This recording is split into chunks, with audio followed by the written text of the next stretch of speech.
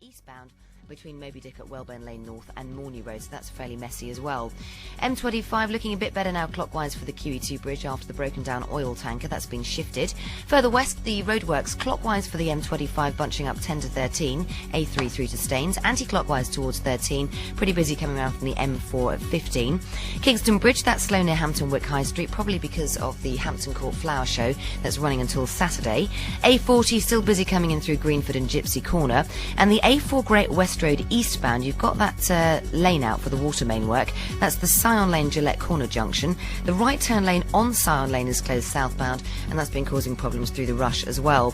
Further north, you've got emergency repairs. The sewers collapsed. Temporary lights on the A10 Kingsland Road both ways. That's at the Dunstan Road junction. It's worse at the moment southbound approaching the works. North Circular westbound still busy to Green Lanes at the Clockhouse interchange, and the lights are out for Ponders End on the A1010 Hertford Road.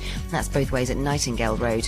Public transport, no real change there. Chiltern Railway, that line still closed Denham to Beaconsfield, so buses are running instead. Services to and from the Midlands are diverting via Aylesbury, but the good news is there's a free park and ride service Denham Aerodrome to Denham Station with 400 extra parking spaces. Just a warning for you from today, Chiltern Railways, none of their trains calling at Sudbury and Harrow Road and Sudbury Hill Harrow. You've also got South Eastern services suspended Charlton to Blackheath after a points failure, tickets being accepted on the Docklands Light Railway, and the Tubes, delays on the Northern and Bakerloo lines, in fact delays on the Northern and Piccadilly lines. You've also got no Northern Line service Morden to Stockwell with a breakdown, and delays on the Bakerloo as well. Jules Wilson, BBC London 94.9. Next updates in 15 minutes. BBC London 94.9 FM and BBC Radio London on digital. On TV, on radio, online. This is BBC London. London's news at 9, changing the law, planning the stadiums. London's 2012 Olympics are already taking shape. Regenerating the planet is the task for the G8 leaders in Scotland, and a Kenyan boy at the centre of a visa row arrives in the capital. Good morning, I'm Richard Foster. The members of London's victorious Olympic campaign team return home tomorrow after celebrating their success in winning the backing of the IOC to stage the 2012 Games. An Olympics bill setting out the framework for the Games will be introduced into Parliament soon. They've now got 7 years to regenerate the East End.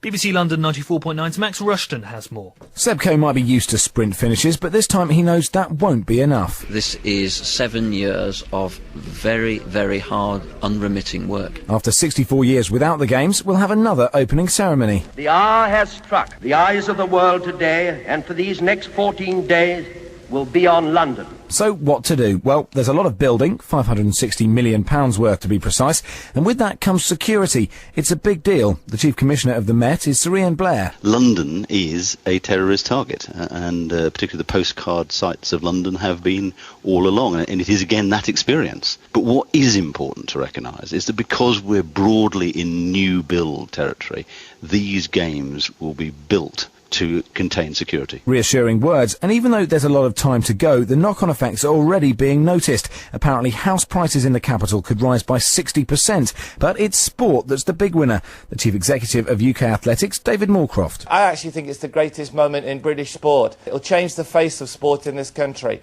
right across the UK. The bid team get home today, and they say work starts in earnest as soon as they touch down. Well, the Mayor Ken Livingstone says he won't hesitate to use compulsory purchase orders to free up the land in Stratford. He says most of the businesses who need to relocate are happy with what's been offered to them, but there are a few who are making unrealistic demands. I absolutely make it clear, though, that if a few firms continue to be difficult and don't want to be involved in serious negotiations, we will move very rapidly towards the compulsory purchase procedures that I have. That takes the issue out of my hands, puts it in the hands of an independent arbitrator. A model of what the Olympic site will look like in 2012 is going on display today. It's part of an exhibition which will highlight some of the largest developments going on in the capital. It's taking place at the New London Architecture Gallery. Peter Murray's the curator there. He's told BBC London 94.9 it's not just the new Olympic Stadium which will be shown, but also the whole way that the architects have addressed the site, in that it's next to the Lee River and crossing over the river with wide bridges, so that they don't feel like normal bridges, but almost like extensions of the ground, so that you actually arrive at the stadium by coming up over a bridge, and you get this fantastic view looking over the whole of the Olympic site. A disabled African boy at the centre of a visa rouse due to arrive in London for urgent medical treatment. Freddie Matilli, who's 14 months old, was initially refused entry because it was feared his treatment would have to be paid for by the NHS. He has no arms or legs due to the drug thalidomide. Arrangements are being made for him to see a medical team from Queen Mary's Hospital in Roehampton. Leaders of the group of industrialised G8 nations are beginning their formal talks at the Gleneagles Summit in Perthshire this morning. Global warming is dominating the first day's discussions, followed by talks on tackling debt and then poverty in Africa. The director of the World Bank, Paul Wolfowitz, says the summit will make history, but it won't happen immediately. You don't do it in a week, that's my point. There are a lot of important commitments that will be made this week. The test of really making history will be 5 or 10 years from now if the countries of Africa have really made progress, if poverty has really been reduced, if poor people there have opportunities that we enjoy. Now with the sport, here's Mark. Well, 4 changes to the Lions side that are going to play the All Blacks in the third and final test on Saturday. Most high profile is that Shane Williams and Jason Robinson are out and they're dropped. Not injured, like Johnny Wilkinson, he won't play, neither will Gavin Henson, they're both injured. Jordan Murphy, he'll make his test debut. Arsenal are weighing up whether to improve their offer to Seville for Julio Baptista. They've turned down £6 million. Chelsea have confirmed that the Argentine striker Hernan Crespo will play for them next season at Stamford Bridge. He's been out on loan. England goalkeeper Paul Robinson is expected to sign a new 7-year contract with Spurs today, and England and Australia will resume battle in the first of the 3 matches of the NatWest Cricket Challenge at Headingley. This wins with this tournament trials new rule changes, which include putting a substitute onto the pitch. Surrey and Middlesex safely through to the quarter-finals of the 2020 Cup. BBC London 94.9, it's coming up to 7 minutes past 9. This is London's liveliest phone-in with John Gaunt. Call 020 722 42000. Email gaunty@bbc.co.uk. John Gaunt, weekday mornings from 9. Good morning, it's John Gaunt. It is 9 o'clock. Right, with you right through till 12. Thanks to Jo for another superb breakfast show, and to Mark and Balin. Is that true then? Is that true? She told you all to wear your lucky knickers yesterday, and she's claiming responsibility for the result. Well, as I just said to Jo, there isn't really much to talk about today, is there? Apart from one major story, and I'm just going to start like this. Well, what do you make of it this morning? Has it made you proud to be British? Was it important that we got one over the French? Has that made you put all your worries about the Olympics on one side? Come on, pick up the phone and give us a call. How much should we be celebrating today? Is this just not the best news ever? I mean, I'll be straight with you. You know my views on the Olympics. Always wanted them to come. Not happy with the way they were going to be paid for. Still not happy, really. But in a way now, I suppose we've got to move on, haven't we? That row's been had, that row's been lost. You are going to pay the price of a walnut whip. But when you saw the jubilation, when you heard it, when you saw it happen, I mean, I was down in Stratford, Rob was down in Trafalgar Square. Even when I got home last night, I was out watching Bethany's play last night, but later on watching the 10 o'clock and the 10:30 news on BBC One, you can't help but be moved by it. It has put a spring in the step. It does make us proud to be British. I do think we'll pull it off. I know we've had some dreadful experiences with Picket Lock and I guess you could say the Dome. You could also say Wembley. But now we've got the big one, haven't we? And do you think we can do it? Pick up the phone and give us a call. Are you celebrating? If you want to put a voice of discontent in there, feel free as well. Feel free as well. This is an open line. We're not going to censor you. But this is really the subject we have got to talk about this morning. 020 722 42000. Pick up the phone and give us a call. Are you positive? Are you negative? Where do you stand? Seb Coe as well. I'm confidently predicting he'll be the next mayor of London, won't he? He's bound to stand, isn't he? Because most people are, okay, he's got the job to pull off the Olympics. Will he pull it off? Or will he, after 3 years or so, say, no, I've done that. I've set it right up now. Somebody else take over to the nitty-gritty. I'm going to stand for mayor. Would he be mayor after pulling that off for London? Go one step further. Will he become the next leader of the Conservative Party? Not straight away, maybe, but maybe in a couple of years. Could he become a Prime Minister? Because it's got to be down. A lot of this, I mean, I'm looking forward to speaking to them tomorrow, hopefully, when they arrive back. I think they get back 6:30 in the morning. You've got to say it's down to Seb Coe. Because the Invisible Woman, what did she achieve? Barbara Cassani. It seemed to step up a gear about, just over a year ago now, wasn't it? When Seb took over. And I said it yesterday, I'll say it again today. I remember interviewing him in the first week when he took over. Do you remember that, Monica? And I don't think he came over very well at all. I thought, oh God, he's not going to be much better than her, the Invisible Woman. But then suddenly he stepped up a gear. Maybe that's to do with his competitive nature. Maybe that's to do with the backroom team he's assembled around him. And it'd be churlish to do anything but congratulate the team. They have pulled off something absolutely remarkable. Have they put the greats back into Great Britain? I don't know. What do you reckon? And it was that delicious thing, wasn't there? Bobby Elms was the first to mention it yesterday. And I noticed that most of the papers have picked up on this yesterday. When Bobby talked about the fact, this is right, that it's France versus Britain in Trafalgar Square. This was before the result came through, Bobby said this. He says, after all of what happened about the Trafalgar celebrations and commemorations. And then, of course, we win! Again! But I tell you, when we are at the Olympics in 2012, we won't be the blue team, will we, or the red team? We will be Team GB. What do you think? Pick up the phone and give us a call. What will it mean for Stratford? I want your views on here. I was on the train this morning, just saying to Joe, and there must have been estate agents, and they were going, oh yeah, house prices going up. Oh, 20% overnight in the Stratford area. I don't know whether that's true. If you're in the business, give us a call on that one, please, as well. 020-722-4200. I've got some emails already overnight. Some of them a bit knocking. I'm going to read those out as the show goes on, but I want your view. 020-722-4200. Now, we might talk about a few other things. You might want to talk about the G8 summit and the police yesterday. Were they too heavy-handed again? Today they've surrounded this camp, haven't they? At Stirling. Was it right that the protesters were sitting in the road? We've got to make it clear as well. It's only a minority of them who are being violent. Let's keep that in perspective if we possibly can. And would you eat food at a gig or an exhibition? Would you have a burger? I just wouldn't eat it. I'd eat before I went, wouldn't you? 020-722-4200. And we could also talk about banks if you want this morning. 1/3 of customers are unhappy with their service. Tell me about it. Why is it so hot in here today? Is the air conditioning not working, Abby? Can we check it out, please? 020-722-4200 if you want to join in then. So the question really this morning is, well, you've had a night to sleep on it. Tell me now what you think about the Olympics. Let's go to Vicky on the A40, first time caller. Good morning, Vicky. Morning. Hi, what do you want to say? Well, first of all, I think it's great that there's going to be a lot of investment in East London.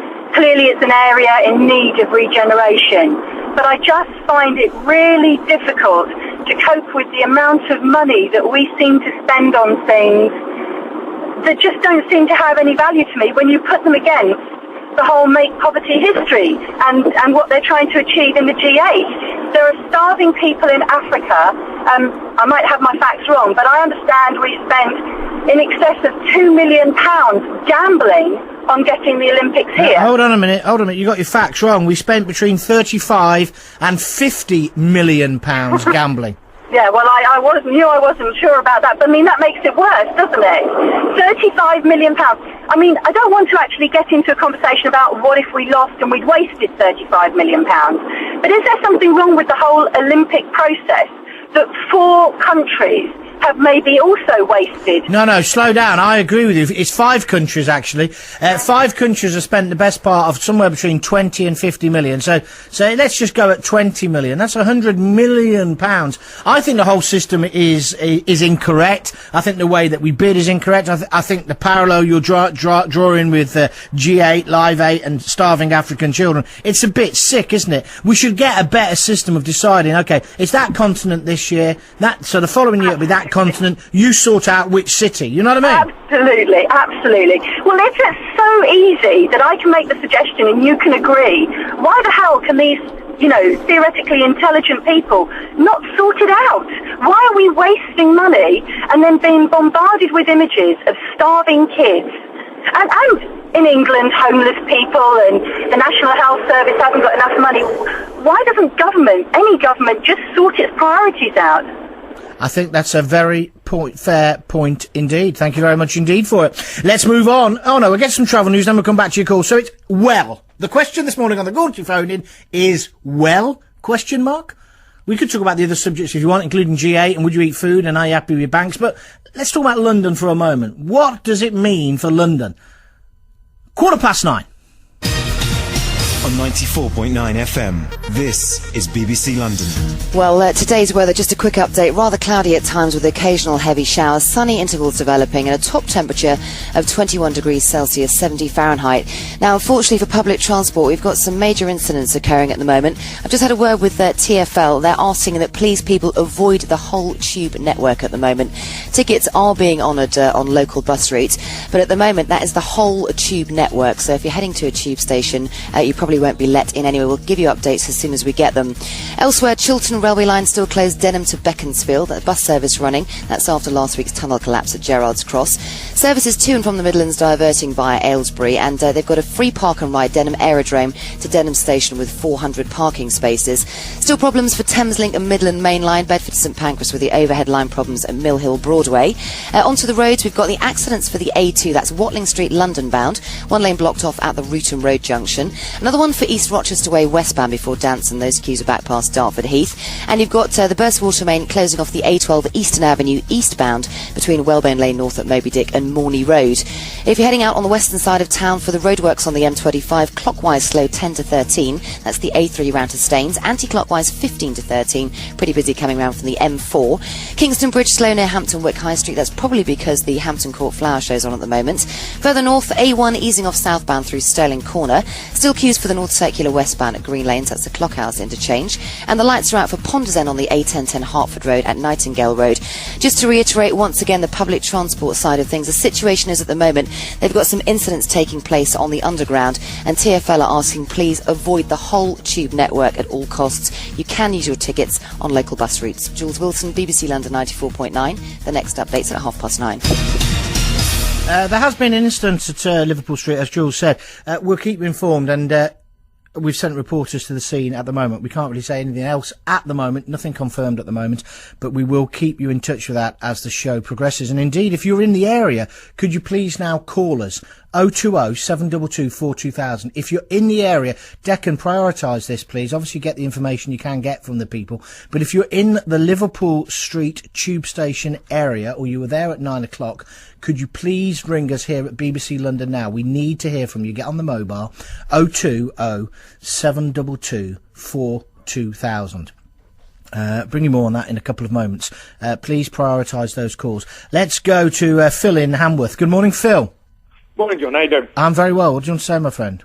Well, it's about the Olympics, obviously about the Olympics, because that's what everyone's going to be the topic of most conversation, I imagine, this morning. I still, actually, to be honest with you, I'm still smarting over it. Like, the fact that we've won it, and the way we've got to pay for it. That really is, I don't know. So have you got mixed emotions, that you're happy we've won it because it's great for Great Britain, but you're still angry that you're paying for it? Is that what you're trying to say? What? Well, yes, I'm a little bit more happy about it than I was yesterday. I'd have gone off for a paddy yesterday. It really gave me the ache all day yesterday. The fact the way it's going to be funded. I know, like people, there's going to be a lot of good coming out of it, but I don't know, maybe because I like it, I love a conspiracy. I still think that, like, French Premier, he's laughing. What do you think? You think Chirac deliberately spoiled it? He didn't want it. Is that what you're saying? Well, yeah, and it's a way of getting out of it, because he knows if we get it. I'm still worried that it's not going to come in time. We're just going to end up with like so much egg on our faces. I don't know. I've got very, very mixed emotions about it all. Thank you, Phil. I'm going to leave you there. Thank you very much indeed. 020 722 42000. 19 minutes past 9. Let's go to Patrick in Peckham. What do you make of the news, Patrick? Hey, John, we got it. It's my desire to have it around. And then Stratford is going to develop. John, there's one thing that we have to look at it. I want to see the program that the BBC London will draw before we have this Olympics by visiting all the boroughs along the road and what their contribution is and what their involvement is.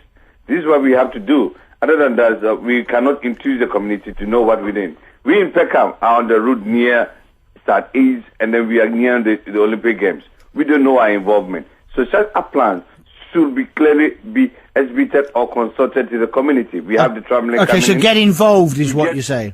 We want to know what plans are for each borough. OK, Patrick, thank you for that. 020 722 42000. Well, London's victorious Olympic campaign team are probably nursing monster hangovers this morning after a night of celebrations in Singapore. The athletes, politicians and officials are now heading home to begin the task of producing a successful Games in 2012 after winning the International Olympic Committee's backing by just 4 votes. Let's speak to our reporter Ben Wilkins in Singapore. Morning, Ben. Good morning, John. Have you got a headache? I'm a little tired. A little tired. The party went on until 5 o'clock in the morning, and Seb Coe was there until about 4:30. Yep. Ken Livingstone left early. I ended the night kissing the culture secretary Tessa Jal. So it was a late night because she was saying goodbye. She's a very nice lady. Right, we should move on, young Ben. What is the atmosphere like there now? And when are they coming home? Well, they're all basically, everything's being deconstructed and de-rigged in the Raffles Centre now. All of the London bid team are just getting up, I think, after last night. Some people are already in the air, flying home to London to start work. I think the majority of people are flying out about now or later on today.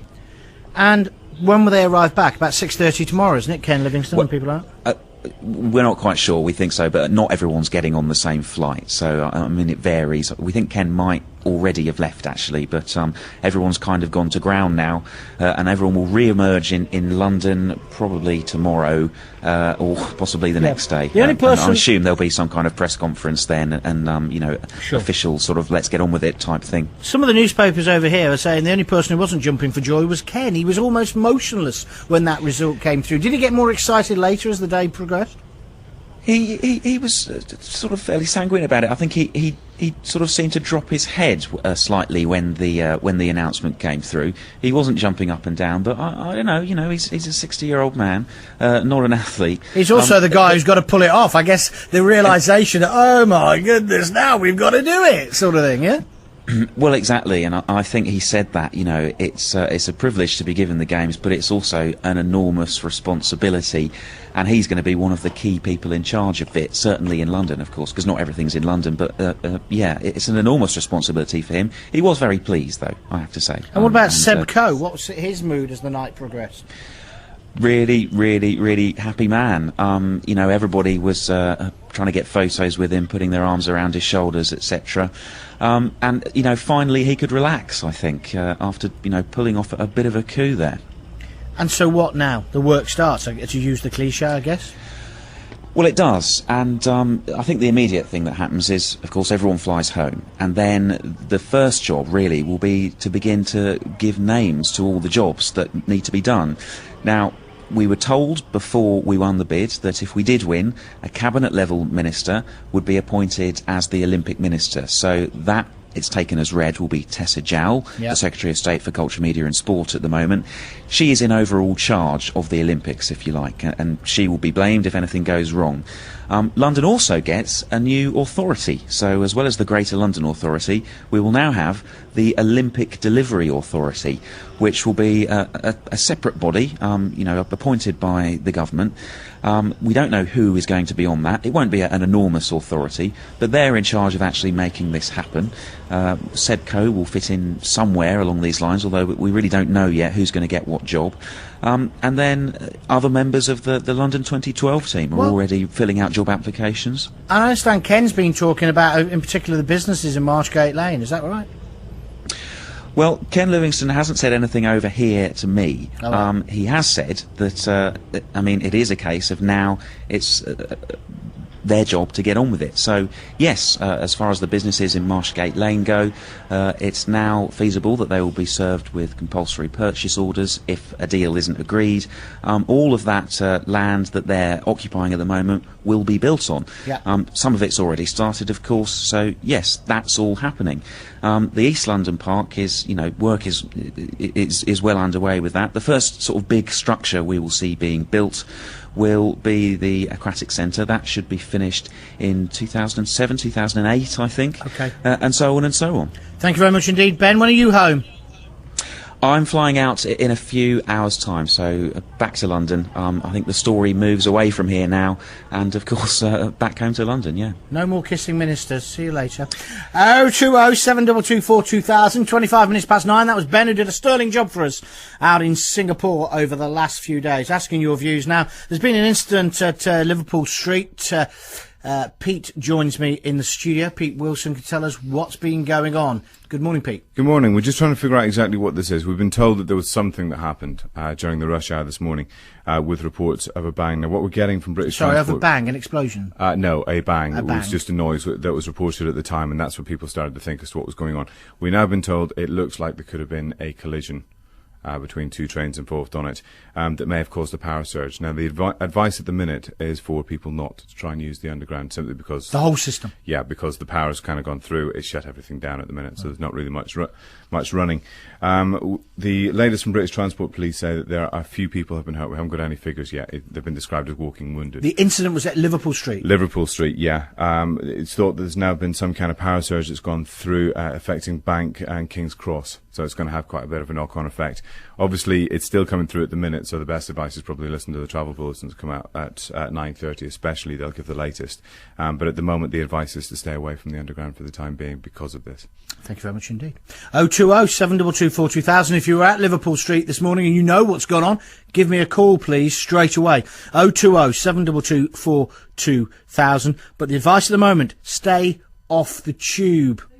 26 minutes past 9. We'll have a full travel update for you. Bang on, 9:30. Take a quick break. Back in a moment. You're listening to London's radio station. How do you intend to prove to Londoners that you are indeed a thief taker rather than a social engineer? Next Tuesday morning, the Met Police Commissioner, Sir Ian Blair, answers to you. My job is to make London safe, and how am I going to be judged? Let's see how safe London is in 5 years' time. Your concerns on London's crime. Why is it the police start harassing motorists instead of dealing with burglars and robbers? It's a balance issue. Community support officers. They're doing a different job, and I just think everybody should get off their backs. And what he expects from you. I want Londoners to take the Met a bit more closely to their hearts. Put your questions direct to Sir Ian Blair on the John Gaunt programme. Next Tuesday morning from 9. On BBC London 94.9. Yeah, that's going to be some programme, let me tell you. Next Tuesday morning. Now, if you want to get your question to Ian Blair, you can send me an email whenever you fancy, gaunty@bbc.co.uk. But make sure you're tuned in next Tuesday morning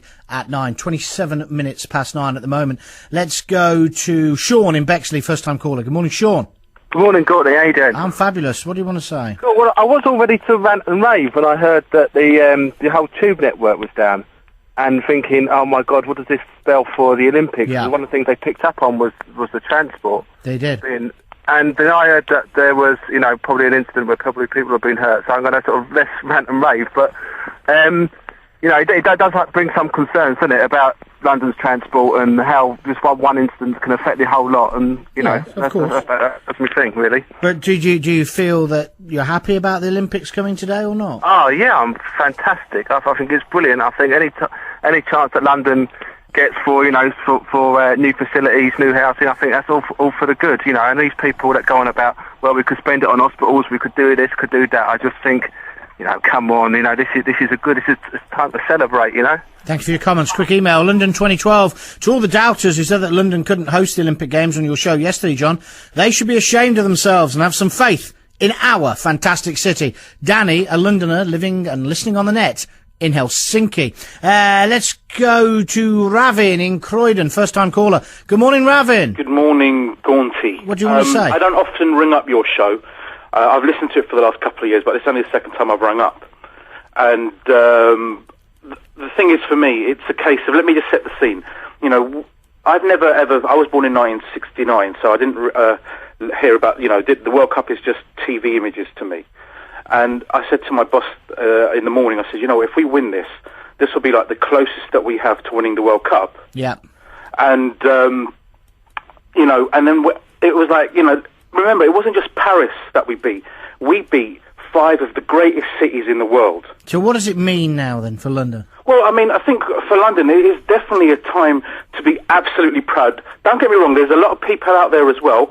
The little bit of the frisson is the fact that we stuck it to the French a little bit. Of course, that's a major part. Yeah, that is definitely a big part, and because, and I was reading today what the French mayor was saying, they didn't play the same game as us. When I was going to my hotel room, I saw people coming out of Sebastian Coe's and Tony Blair's rooms at this. Well, it obviously meant more to us than it meant to you, my friend. Therefore, we deserve to have it. Yeah? And I think that London is going to do a fantastic job. I have no doubt about it.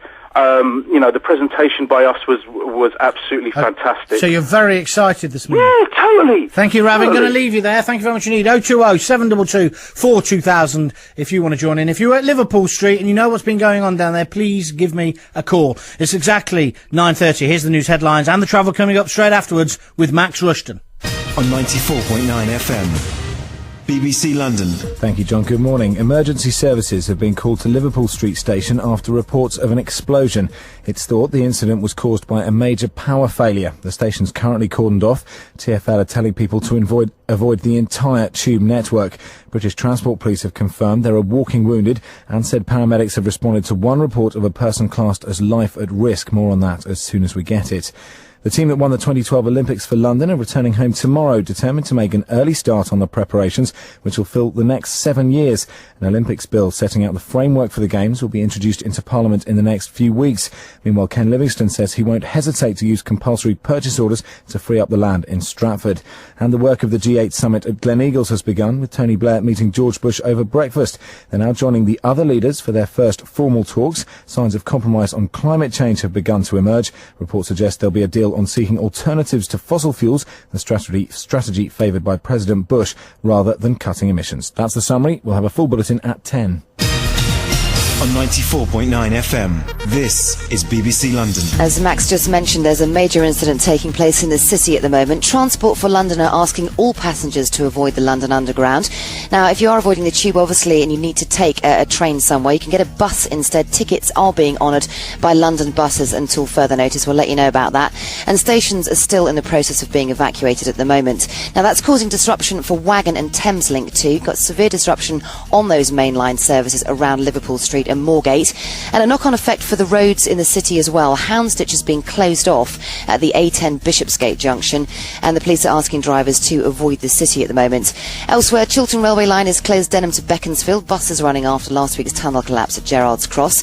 Services to and from the Midlands diverting via Aylesbury. We've got a free park and ride between Denham Aerodrome and Denham Station with 400 parking spaces. Also problems for Midland Main Line, Bedford to St Pancras. They've already got the overhead line problems at Mill Hill Broadway, and obviously that's being affected now by the problems in the city.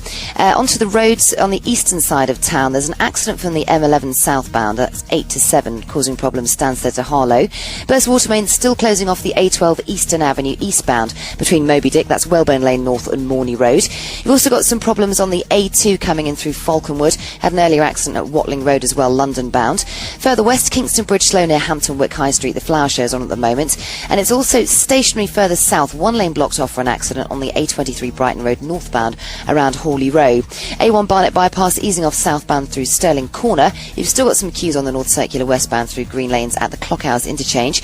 And just to go back to the public transport side of things, just to finish off, again, Transport for London asking all passengers to avoid the tube network at the moment. Stations are in the process of being evacuated. Tickets are being honoured for you by London buses. We'll keep you updated on that one. And finally, for the weather, rather cloudy at times, occasional heavy showers. Top temperatures 21 Celsius, 70 Fahrenheit. Jules Wilson, BBC London 94.9. The next update's at 9 to 10. This is BBC London. John Gord's. Call 020 722 42000. London's liveliest phone-in with John Gord's. Weekday mornings from 9. 28 to 10. Tyrone's in Liverpool Street. First time caller. Good morning, Tyro. Good morning, Johnny. Can you tell us what happened? Were you there? Were you in the station? Were you on the train? I was on a train coming into Liverpool Street. I was prevented from getting onto the tube at Tottenham Hale, and we were then told to take the British Rail into Liverpool Street. Time we got to Liverpool Street, there was hundreds of police waiting to greet us. We first of all were asked to hang around at the top of the escalators. As you can hear, sorry, if you can you just about hear me? Yes, I can hear you. Carry on. We were then sort of corralled up to the top of Liverpool Street and eventually asked to evacuate the station. I don't exactly know what's happened. I asked a number of police and officials. It seems to be some sort of security alert that's affected the whole of the East London area, because other passengers have told me that Aldgate East Station has closed, Whitechapel Station has closed, and they seem to be preventing traffic going up and down the Bishopsgate. OK, thank you very much indeed, Tyrone. If you find out any more, or ring us back. Now, BBC London's 94.9's Ian Wade was actually on the Underground when the incident occurred. He joins me now. Morning, Ian. Hi, John. Where were you? Were you on one of the trains, or I was what? actually on the train it happened to, John. We were coming from Cockfosters, so I was on the Piccadilly line. It was running slow all morning. I knew I was going to be late in. And we had just left King's Cross Station. I'd say we was 200 metres outside of King's Cross, and an almighty bang. Lights went out, soot filled the actual carriage we was in, and people started screaming and all sorts. And then the emergency electricity come on. We was in the actual carriage about 15 minutes. They started filing us out. They shut the line down, all the electricity, and the officials have walked us down. Now, as I was walking, I asked one of the officials what happened, and he said one of the electric overhead lights, he thinks, fell down and hit the front of the train. I mean, there's people here crying. We was actually on the train. It happened. Was I've never seen it like it. Was there panic on the train when that bang happened and when those lights went out? There must have been panic. To be honest with you, people were silent for about 15, 20 seconds. You couldn't believe it. It was. Some people were saying, "Oh my God, help me," and all sorts, screaming, banging on the doors, and others were saying, "No, don't open anything. If there's a fire outside, we're going to be dead in minutes. If there's smoke coming in." But people generally were very, very good. You know, there was people keeping people calm and saying, "Look, we're all right. There's no fire. You know, hang on." How long were you in the dark for? I would say 15 minutes. But the train was absolutely, which is normal, absolutely packed. So, I mean, there's people seated. It was the busiest train I've ever been on anyway, because it was running slow. So it couldn't have happened at a worse time. But it was almost like a bomb going off. It was just a boom. And I thought the windows had come in, as I say, but it wasn't the case at all. So there was covered in soot, though. Yeah, covered in soot, but no actual damage to the train in terms of windows in or carriages Not crushed? in the carriage I was in, John, but Right. I didn't see the whole train, so I don't know, mate, honestly. How about injuries? Any injuries? Well, I'm just looking over. I see someone standing over there. He's got a short-sleeve shirt on, and he's got a lot of cuts on his arm. But that's the first and only one that I've seen actually injured. Other than that, people are sobbing and covered in soot and all sorts. Where are you at this moment? Right outside King's Cross Station. Yeah, we walked back to King's Cross when they got us off the train. All right, so you walked back down the line, basically, escorted, and it took about 15 minutes for the lights to come on. How long for Underground staff to get to you and say, "Come on, we're walking you out"? That was it, 15 minutes. 15 minutes. As soon as we had people, Chinese whispers saying, "Oh, hang on, they're walking us out the train, they're walking us out the train." But it was 15 minutes before we actually saw an official who actually opened the door and let us out. They didn't open all the doors, they opened one carriage, and everyone had to walk up to that carriage and get out. Anything else you can tell me at this point, Ian? Only that I'm choking, John. Apart from that, not really a lot. I'm going to be late in, by the way. I don't think we're worried about that. We want you to stay there for the moment until we get a reporter down. We'll come, if anything else develops, ring us straight back, please, Ian. Thank you very much indeed. Ian Wade, he works here. He was actually on the train this morning. Somebody says one of the lights has fallen on the front of the train. He says soot everywhere, massive bang, he said. Lights went out for 15 minutes. He was on the train coming on the Piccadilly from Cockfosters. He says that they were in the dark for 15 minutes. People crying, people panicking. But in the end, they were walked out. 15 minutes the lights came back on. They were walked out back to King's Cross. If you were on there, tell us about it. 020 722 42,000. Keep off the tube today. That's the advice from Transport for London at the moment, because it isn't working at all. Alexa in Liverpool Street, were you there? Yes, I was on the tube at the station. Were you actually on the train when it happened? Yeah, I was. Where were you travelling from and to? Liverpool Street. I was sitting in Liverpool Street station on the tube. And what happened? There was a really loud bang, and the lights went off, and everybody ducked and screamed. We were told to evacuate and not to run, but everybody ran. Yeah. People ignored that, did they? Yes. Are you injured in any way? No, a bit shaken up, but not injured. Covered in soot? Sorry? Are you covered in soot as well? No. How long? Not actually. How long did you sit in the dark for? Well, we were actually at the station, so we could get off straight away. So we kind of stood there for a minute, not knowing what to do, and then just ran. Let me get this clear then. So you were obviously on a different train to the one that Ian, who I've just been speaking to. He was on the train from Cockfosters. You heard the bang. Did the train move at all? Yeah, it was a bit of a thud, but not that much. But you could feel the impact. Anybody injured in your carriage? Not that I know of. Where are you now? I'm just walking to work. You're just walking to work, so the police have allowed you to get on with your life today? Yes. Yeah. Well, there was nobody there when I came out. What do you mean nobody there? There was no police around when I came out of the tube station. What time do you reckon you came out of the tube station, if you don't mind me asking? Straight away, probably about, I don't really know, probably about 8:50 something. We wish, Alexa, obviously you shook up. Take it easy now. Nice talking to Thank you. Thank you very much Thank indeed you. for contributing. If you were there, I want to hear from you, please. 020 722 42000. Let me just tell you, the tube stations at the moment closed. Underground system down completely. Pete Wilson can fill us in with a few more details, but we want you, if you were there, to phone us. 020 722 42000. Of course, we'll talk to the emergency services once they've got the time. We'll talk to London Underground and TfL as well. We'll keep you informed as the show progresses. No doubt we'll be putting in extra travel bulletins as well. But Pete, what's happening now? Just to confirm really what we've been told so far, we've talked to the police and we've talked to the ambulance service and the fire brigade. Now, as you can understand, they are busy at the minute. That's why you're not talking to them at the moment. But the information we've got, just before 9 o'clock was when the calls started to come through about a problem. Now, the ambulance service seemingly went to Liverpool Street station. We've been told that the police and the fire brigade were called to Aldgate station. And it seems to be somewhere in the middle of those two. Ian Wade says he's on the Piccadilly coming in from Cockfosters and just coming in and then went past King's Cross and had to walk back there. Yeah. So a little bit of confusion about this at the moment, obviously. You can understand at the moment. We think that it's that somewhere lady was around on Liverpool Street. She was actually in the tube, but it actually hadn't started off at that point. Yeah. Now, all we're being told is that it is an incident. It has been declared as a major incident, admittedly by the police, but that's all the information that we have at the moment. They're not prepared to tell us exactly what kind of incident, which is understandable as well. We haven't got any details either about anything falling or anything like that. There's no reports anything about on that. injuries? We've been told that, yes, there are some casualties. Again, all services at the minute are describing the vast majority as walking wounded. There's no idea that there's anything more serious than that at the moment. We'll get as much as we can to you. Well, let's go live now. Okay, Pete, thank you. Let's go live to one of our reporters, Jim Weeble. He's in Stratford. I understand the station's closed there. Good morning, Jim. Morning, John. Yep, the station is closed here. Everyone's just hanging around outside, not really having much of a clue what's going on.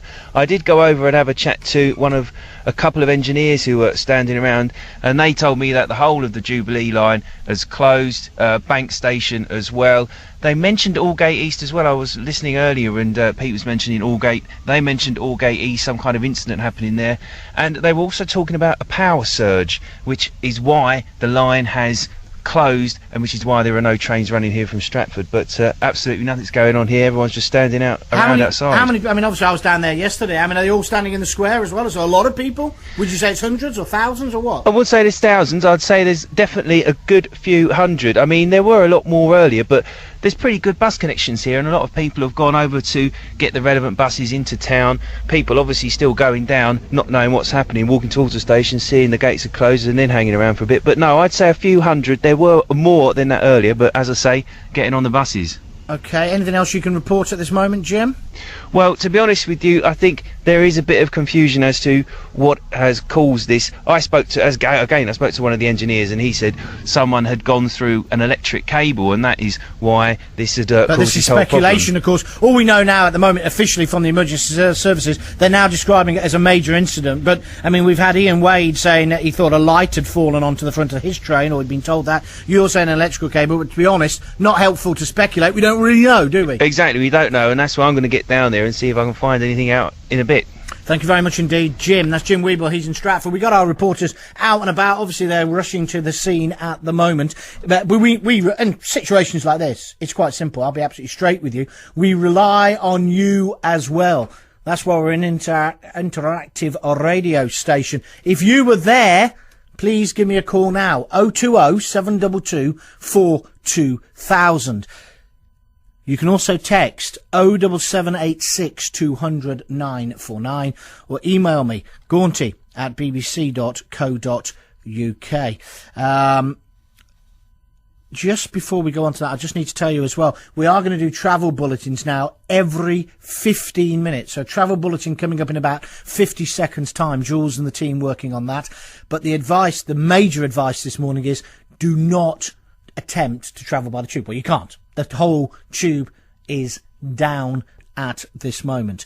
Keep listening to BBC London 94.9. We'll be with you all the way through till 12 o'clock, keeping you on top of this. We're getting lots of calls now coming through to tell us about these incidents. When you do ring, can you just basically say where you were, what you're going to tell us, so that our phone answerers can put you straight up. Don't bother ringing people up back. Put them straight through, please. We need to know what's been happening down there. And as soon as we can talk to the emergency services, we will. 020 722 42000. You're listening to the John Gaunt Show. Of course, today we were celebrating the great Olympic victory, and we'll come back to some of those calls in a moment. We've got hundreds of calls on that particular subject, but for obvious reasons now, we're obviously concentrating on what's happening with this incident on the tube. And on that note, at 9:45 on BBC London 94.9, here's the next travel bulletin. On 94.9 FM, this is BBC London. Thanks very much, John. Well, just to reiterate the situation, Transport for London are asking all passengers to avoid the London Underground. The tube network is basically down. Now, tickets are being honoured by London buses. Stations still at the moment in the process of being evacuated, and it's affecting mainline services as well. I've just heard through from GNER, Wagon and Thameslink, and they've closed off King's Cross mainline station as well. So at the moment, the tube network down and stations are being evacuated. That's having a knock-on effect for the roads as well. Plenty of closures. Houndsditch is closed off at the A10 Bishopsgate junction. Now, you're diverting via the Aldgate one-way system, but police are asking drivers to avoid the city as well.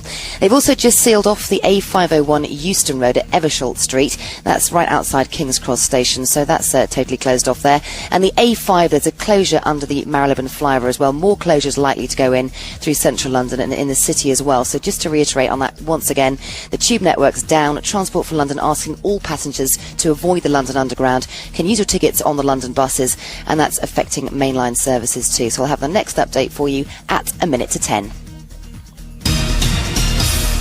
And you're listening to the John Gaunt Show, BBC London. It's 13.5 to 10. Travel bulletins every 15 minutes while we've got this, what's been described as a major incident on the tube. All London Underground services at this moment are suspended. Stay tuned to BBC London, your radio station that will keep you informed what's happening.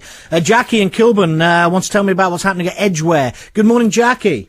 Good morning, John. What can you tell me? Were you there? Hi. Well, I've been obviously listening to you saying about what's going on down at Liverpool Street, and I heard one of your callers come in and say that he seems to think it's East London affected. Yes. I was at the time driving down Park Lane and hearing sirens coming from all directions. Some police bikes went past me, some red police cars went by, an ambulance went by, and I thought, what the hell's going on down here now? Yeah. Carried on driving through, I think it's Edgware Road, and what seemed to be up ahead, like one of the side roads closed off, and everyone seemed to be turning into this area.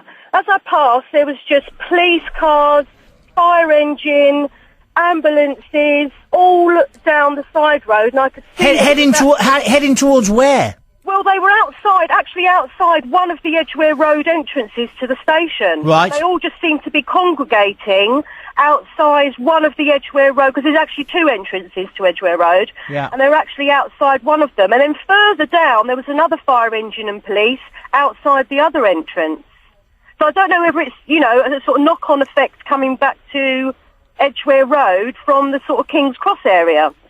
It does seem, I'm watching TV at the moment, and they are bringing out some casualties at the moment. It would seem as if it's a major incident affecting more than just one tube station from what we've heard so far. Yeah. Jackie, thank you for your eyewitness account of that. Keep listening. If you find out any more, see any more, give us a call back. I think we need to go back to Ian Wade in a couple of moments, please. Could you get him back on the line, Abby? Find out what's happening at Liverpool Street now. Let's go to Phil in Kingsway. Good morning, Phil. Hi, I'm his undercabbie. It's chaos everywhere. I just come past Russell Square. They've closed it off. Slow down, Phil, slow down. Say again, you just came past where? The Russell Square station. They've closed it all off. Yeah. They've cordoned it all off. There's loads of police everywhere. The roads are absolutely jam-packed with people walking everywhere. It's unbelievable. I think it's a major disaster. Well, let's not speculate at this moment. We know it's a major incident. Have you seen any casualties? Have you seen any effect of this? No, all I can see is loads and loads of people outside every station and every bus stop. So honestly, it's very upsetting. It's what's really going on. Well, what they've done at the moment is they've closed every single station. I can tell you this now. There's been power surges, and as a result of that, they've closed down the underground completely. And all you can hear is police cars going with the sirens going. Yeah, and you're saying it's having a knock-on effect now, obviously, on the roads. Yeah, everywhere. All you can see is loads and loads of people everywhere. The bus stops are jam-packed with queues. Everybody's fighting for cabs, for getting cars and anything. OK, Phil, thank you very much indeed for you telling us what's happening where you are. Russell Square, he says. Come on, London cabbies. Come on, white van men. Come on, white van woman. Just tell us what you can see out there at the moment. This is why we have interactive radio like this. Pick up the phone, please, and please tell us. Obviously, a lot of people will be concerned about relatives and friends who might have been travelling this morning. We will keep you informed. And as soon as we know something, we'll tell you. What we will not do on this radio station, let me tell you, is speculate. We will not speculate. A lot of people send me emails with speculation at the moment. Not really helpful. I'd rather you send me an email or a text saying what you've seen. OK? Rather than speculation on what you think it is. 020 722 4200. BBC London's 94.9's Anna O'Neill is at King's Cross. Good morning, Anna. Extraordinary scenes here, John. We've got so many different members of the emergency services. In fact, a policeman has just come out of King's Cross station now and told the hundreds and hundreds of people milling around outside trying to get somewhere away from King's Cross to move away from the station. They've started to cordon off the area. I can see fire engines, ambulances, lots and lots of different police cars, police vans, hundreds of policemen and women trying to get people away from the station. And people very, very confused here as to what is actually going on, because we're not being told very much indeed. We were told that there was some kind of a power surge and that we needed to evacuate the station. I've actually seen some people trying to get through to relatives and friends, crying because they don't know what's happened. Obviously, the news is filtering through here that there may be some injuries at Liverpool Street station. But at the moment, very difficult to know exactly what is going on over there. Anna, you were on the way into work, were you? I was on the way into work, yeah, and I had to get off at Finsbury Park station because we were told that the trains were no longer going down into the city, into Moorgate. We all got changed onto a train at King's Cross. It was delayed for quite a long time, and then when we got into the station, people shouting, "Get out of the station! Get out of the station!" And everybody being told to move. So, and now we're actually being told to move as far away from the station as we possibly can be. Let me get this clear. Let me get it clear. Emergency services are telling you to evacuate not only King's Cross station but the area, to move well away. Around it. I'm standing in Belgrove Street, which is one of those streets was just between King's Cross and St Pancras if you're looking onto both of those stations. And they're actually cordoning off the area now around King's Cross, and policemen making people move from here down the side streets and as far away from here as possible. Okay. Anna, we will come back to you later. Thank you very much. Anything else you need to tell me before I go? Nothing really, except that, if you are travelling into London, I wouldn't at this time if I were you, because, it's very difficult to get anywhere, and obviously it could be possibly dangerous for you to do so stay away from the area if you can. Good advice. Stay safe, Anna. We'll speak to you later. Stay there as well. Ian Wade is back. Good morning again, Ian. Sorry, John, you're going to have trouble hearing me. I think it's going mad down here. Don't worry. Just remind us exactly where you are. I'm actually inside King's Cross Station now. I'm in the Casualty room. They've set up one of the ticket booths as a Casualty room, and I have to retract what I said earlier, John. Those that are injured are badly injured. There's a lot of blood in here. And how many people would you say are injured at the moment, my friend? In this room, I would say there's probably about 30 or 40 people, but as I say, they're very, very badly injured. There's a lot of blood. If you don't mind me asking, what kind of injuries are you seeing? A lot of head injuries. Because it's quite warm this time of year, a lot of people have got short sleeve shirts on, so you can see a lot of arms cut up and faces cut up, and there's a lot of tears as well, John. Okay. And do you know where these people have come from? The same train that I was on, basically, the train that the actual, I don't know what it was, but it's something hit us or what, that's what I've been told, but that train, the actual train itself. So I presume, sorry John, I presume that was at the front of the train, and whatever hit it brought in some windows, because, this is definitely glass cut. People are bleeding heavily. Are they going to evacuate the station? They have evacuated the station. There's police lines everywhere, but those that are helping out, people like myself who's covered from head to foot in soot, they're actually being, they really are taking care, I can't fault the police or the ambulance department, or even London Transport. They're really walking around, making sure everyone's all right, tending to those that are really badly injured. I mean, I'm just slightly shaken. I was sitting down anyway, but those standing up, and I presume whatever's come in has come in, i.e. the glass, they are really quite badly injured. Thank you, Ian. We'll come back to you later. That's Ian Wade live at King's Cross at the moment. Let me just repeat the advice. Please don't come into London at the moment. The whole tube station is down. There has been a major incident. We are not speculating on this radio station. As soon as we get more information, we will bring it to you. And, of course, we'll be speaking to the emergency services. If you're out in town at the moment, if you can tell us what is happening or what you've seen today, please give us a call. Kevin's at Aldgate. Morning, Kevin. Morning, John. What would you like to say? Well, we've been diverted away from Aldgate now, but I saw one gentleman who was a bit dazed and confused, covered in blood. He was actually making his way away from the station, but he was being led back by the police. And there's a lot of emergency people putting on their bright orange chemical suits at the moment, and that's at Aldgate East Station. So Aldgate East, and they're putting on chemical. Yeah, uniform. a big white lorry, and there was at least 4 guys putting on big orange chemical protection suits. And have you seen them enter the tube yet? No, that was actually putting the gear on as I was sat in the traffic, and then we've been moved around by the police, and now I'm going up Commercial Street away from it. Are you a cab? You're a cabbie, are you? Yeah. I understand that is standard practice, I'm being told by my research team. Hopefully we're right, yeah. Okay, and anything else you can report at this moment? No, a lot of confusion. I mean, there's police flying out. I mean, I'm going away from Aldgate at the moment, and there's police going in the opposite. They're going all over the place at the moment, so a lot of confusion. Kevin, thank you. If you find out any more, see any more on your travels, please call us back. We are relying on you, the black cabbies of London, and of course the white van man and white van woman. Tell us what's happening. If you're seeing what's happening, if you were there in any of these incidents, please give us a call. As I say, we're not speculating. What we are telling you, though, is this is a major incident. This is what the emergency services are telling us. We'll keep you informed, of course. That telephone number, if you can help us out with any more information, is 020 722 42000.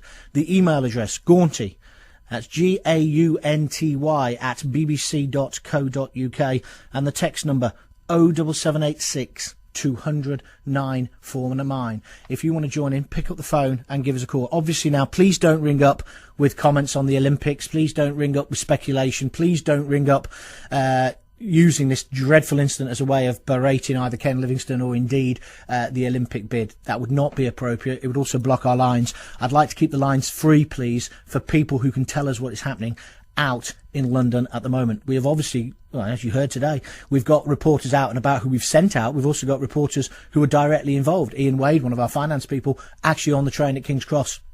He was in the dark for 15 minutes. An enormous bang, he said. Then people let out. He said there was no real panic, but people were screaming and people were crying in the dark. He's got out. He's just covered in soot.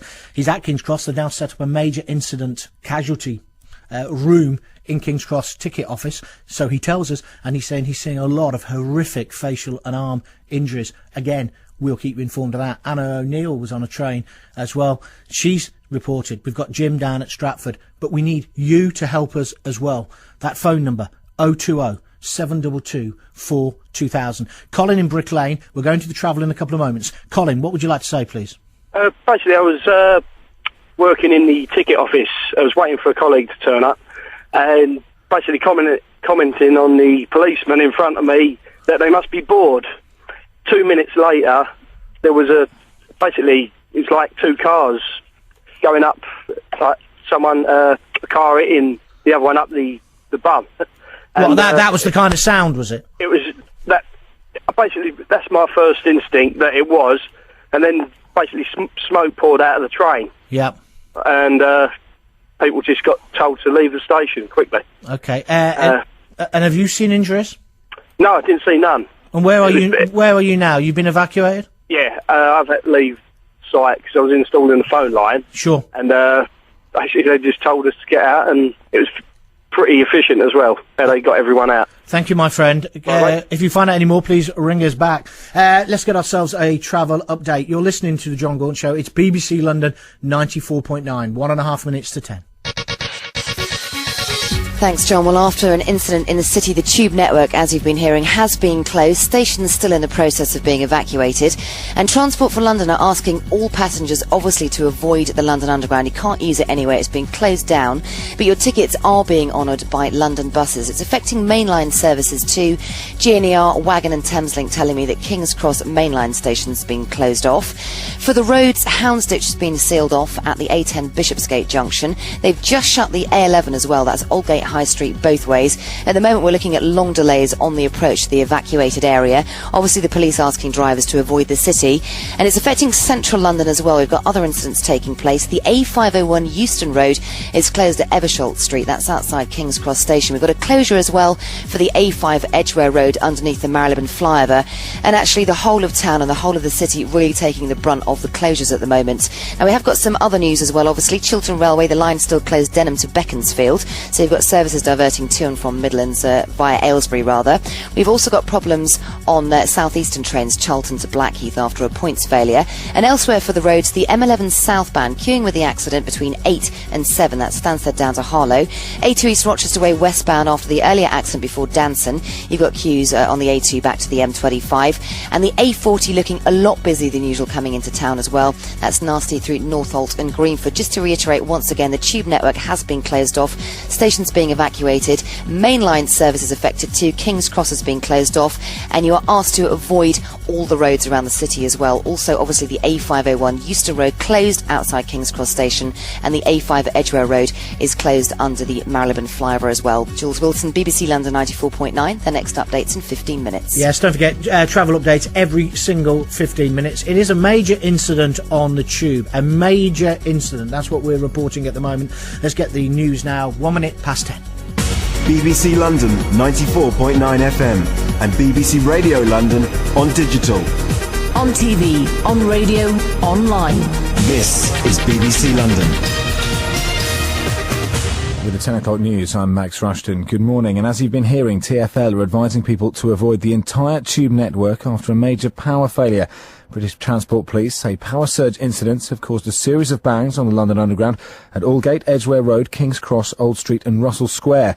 British Transport Police say a number of people have been hurt, one of them seriously. Eyewitness Steve Neal described the scene at Aldgate East. I could see people laying outside of the station, obviously black. They just looked black. Covered in smoke, yes. Yeah, they were being treated. I can't tell how many was. I think there was probably 3 or 4 people on the floor being treated. They looked like they were moving. London Underground has announced it's suspending services. BBC London 94.9's Ian Wade was on the Piccadilly line. He described what happened to John Gaunt. We had just left King's Cross Station. I'd say we was 200 metres outside of King's Cross, and an almighty bang. Lights went out.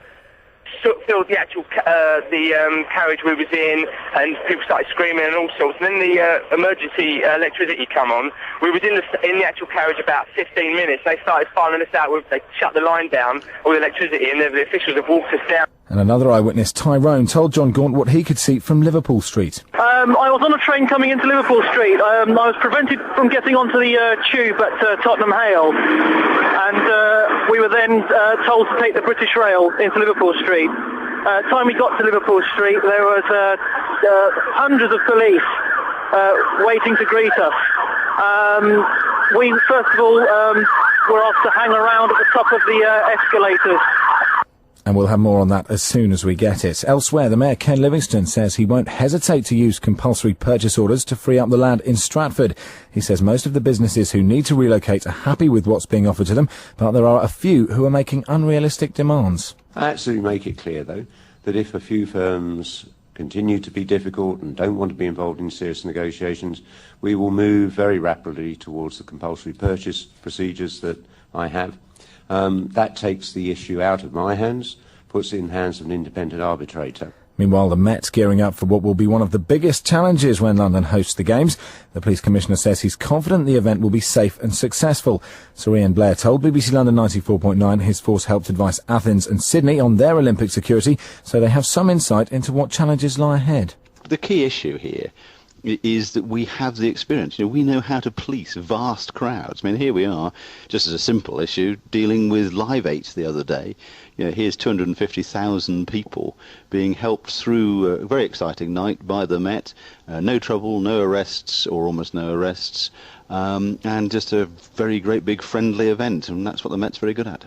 President Bush has said it's time to lay plans for tackling climate change that move beyond the Kyoto Agreement, which limits greenhouse gas emissions. He was speaking after a breakfast meeting with Tony Blair at Gleneagles. Climate change tops the agenda at today's G8 talks, but Mr Blair says the summit is not aiming to produce a new treaty. And a British prisoner of war will find out today at the High Court if she's been wrongly denied government compensation because of her race. 81-year-old Diana Elias spent 4 years in a concentration camp in Hong Kong in the Second World War. She had British nationality, but her parents were Indian and Iraqi born. Simon Halford is Mrs Elias's solicitor. He says this is an important test case for others in the same situation. At least 1,100 people have been refused on the same basis as she has, and that there have been around 2,500 refusals overall. So if we establish that the reason she was refused was an unlawful discriminatory reason, then those other people who've been refused on the same basis will also be eligible. In the city, the FTSE's down 76 points at 51.53. BBC London 94.9, it's 5 minutes past 10. This is London's liveliest phone-in with John Gaunts. Call 020 722 42000. Email gaunty@bbc.co.uk. John Gaunt, weekday mornings from 9. And a very good morning to you. Well, it's not shaping up to such a good morning at the moment with this major incident on the tube. The network has been suspended, this is from London Underground, until further notice, and all stations are now being evacuated. This follows major incidents at Liverpool Street and Edgware Road, that's the Hammersmith and City stations. Emergency services are on site and are working closely with London Underground. That's from London Underground press office. British Transport Police spokesperson is informing the BBC that 2 trains remain stuck in tunnels at Edgware Road, but it's not yet known if they have collided or if passengers remain on board. And I quote now, "It's difficult to know exactly what is going on at the moment," he said. The initial report came from Liverpool Street, but there are incidents occurring across the network. He said that officers have been sent into the network to assist with rescue operations, and officers are working at tunnel and platform level to help get people out and to help find out what has happened. We're asking you, if you're an eyewitness, if you've seen what's going on, or if you can see what's going on at the moment, could you please call us? 020 722 42000 is your telephone number if you want to get through to us. We're going to go straight to those calls in a couple of moments. We have got reporters out and about, not because we sent them out necessarily, but because, like you, they were coming to work today and they've been caught up in what is going on at the moment. I was actually at Aldgate Station this morning, this emailer says, when the blast happened. I can't be really sure if it was actually in Aldgate Station or in the tunnel between Aldgate and Liverpool Street, but it wasn't very far away, I can tell you. The sound was deafening, John, and I suppose there were about 100-ish people in the station, as most had already left. There were a lot of smoke appearing at the front of the trains where the tunnel starts towards Liverpool Street, and now there's absolute chaos at Aldgate. I can't call you, John, as I'm at work. I don't want to read the other bit out, if that's okay with you, Richard, but I understand what you're saying. We're not speculating here on BBC London. We are getting a lot of calls as well about an incident on a bus. If you know anything about that, would you give us a call? 020 722 42000 if you can contribute and tell us what is happening out there at the moment. So far, London Ambulance Service spokeswoman said, we've just sent some resources out to the scene. We've sent a number of vehicles to Liverpool Street Station. British Transport Police are confirming there's walking wounded and said paramedics have responded to one report of a person classed as a life at risk. Jacqueline in Liverpool Street was at the station. Morning, Jacqueline. Hello, good morning. Hi, what do you want to say? Sorry? What would you like to tell me? I was actually on the platform when there was a big blast behind me, like literally like a foot or 2 feet away. Yeah. I found it at the end of the platform, and then everybody kind of ducked, and the lights went out in the tube, and we had to evacuate. So you're actually on the train? I was actually on the platform waiting for the train. And did you hear the blast? Yeah, it was actually behind me. And that's why my left ear is playing me up at the moment. Right. And then you were evacuated? We were, yeah. Where are you now? I'm just outside the Liverpool station trying to get home, actually. Phone didn't work, and they said I could go home. So. Yeah. And have you seen any injuries? I haven't seen any, no, not today. There's a lot of police presence dogs and helicopters around, so and lots of people still. And obviously you're in a bit of a state of shock at the moment, like the rest of us. I think I am, actually. My knee's trampling still. Well, that's very understandable, isn't it, Jacqueline? Jacqueline, it certainly is. stay safe.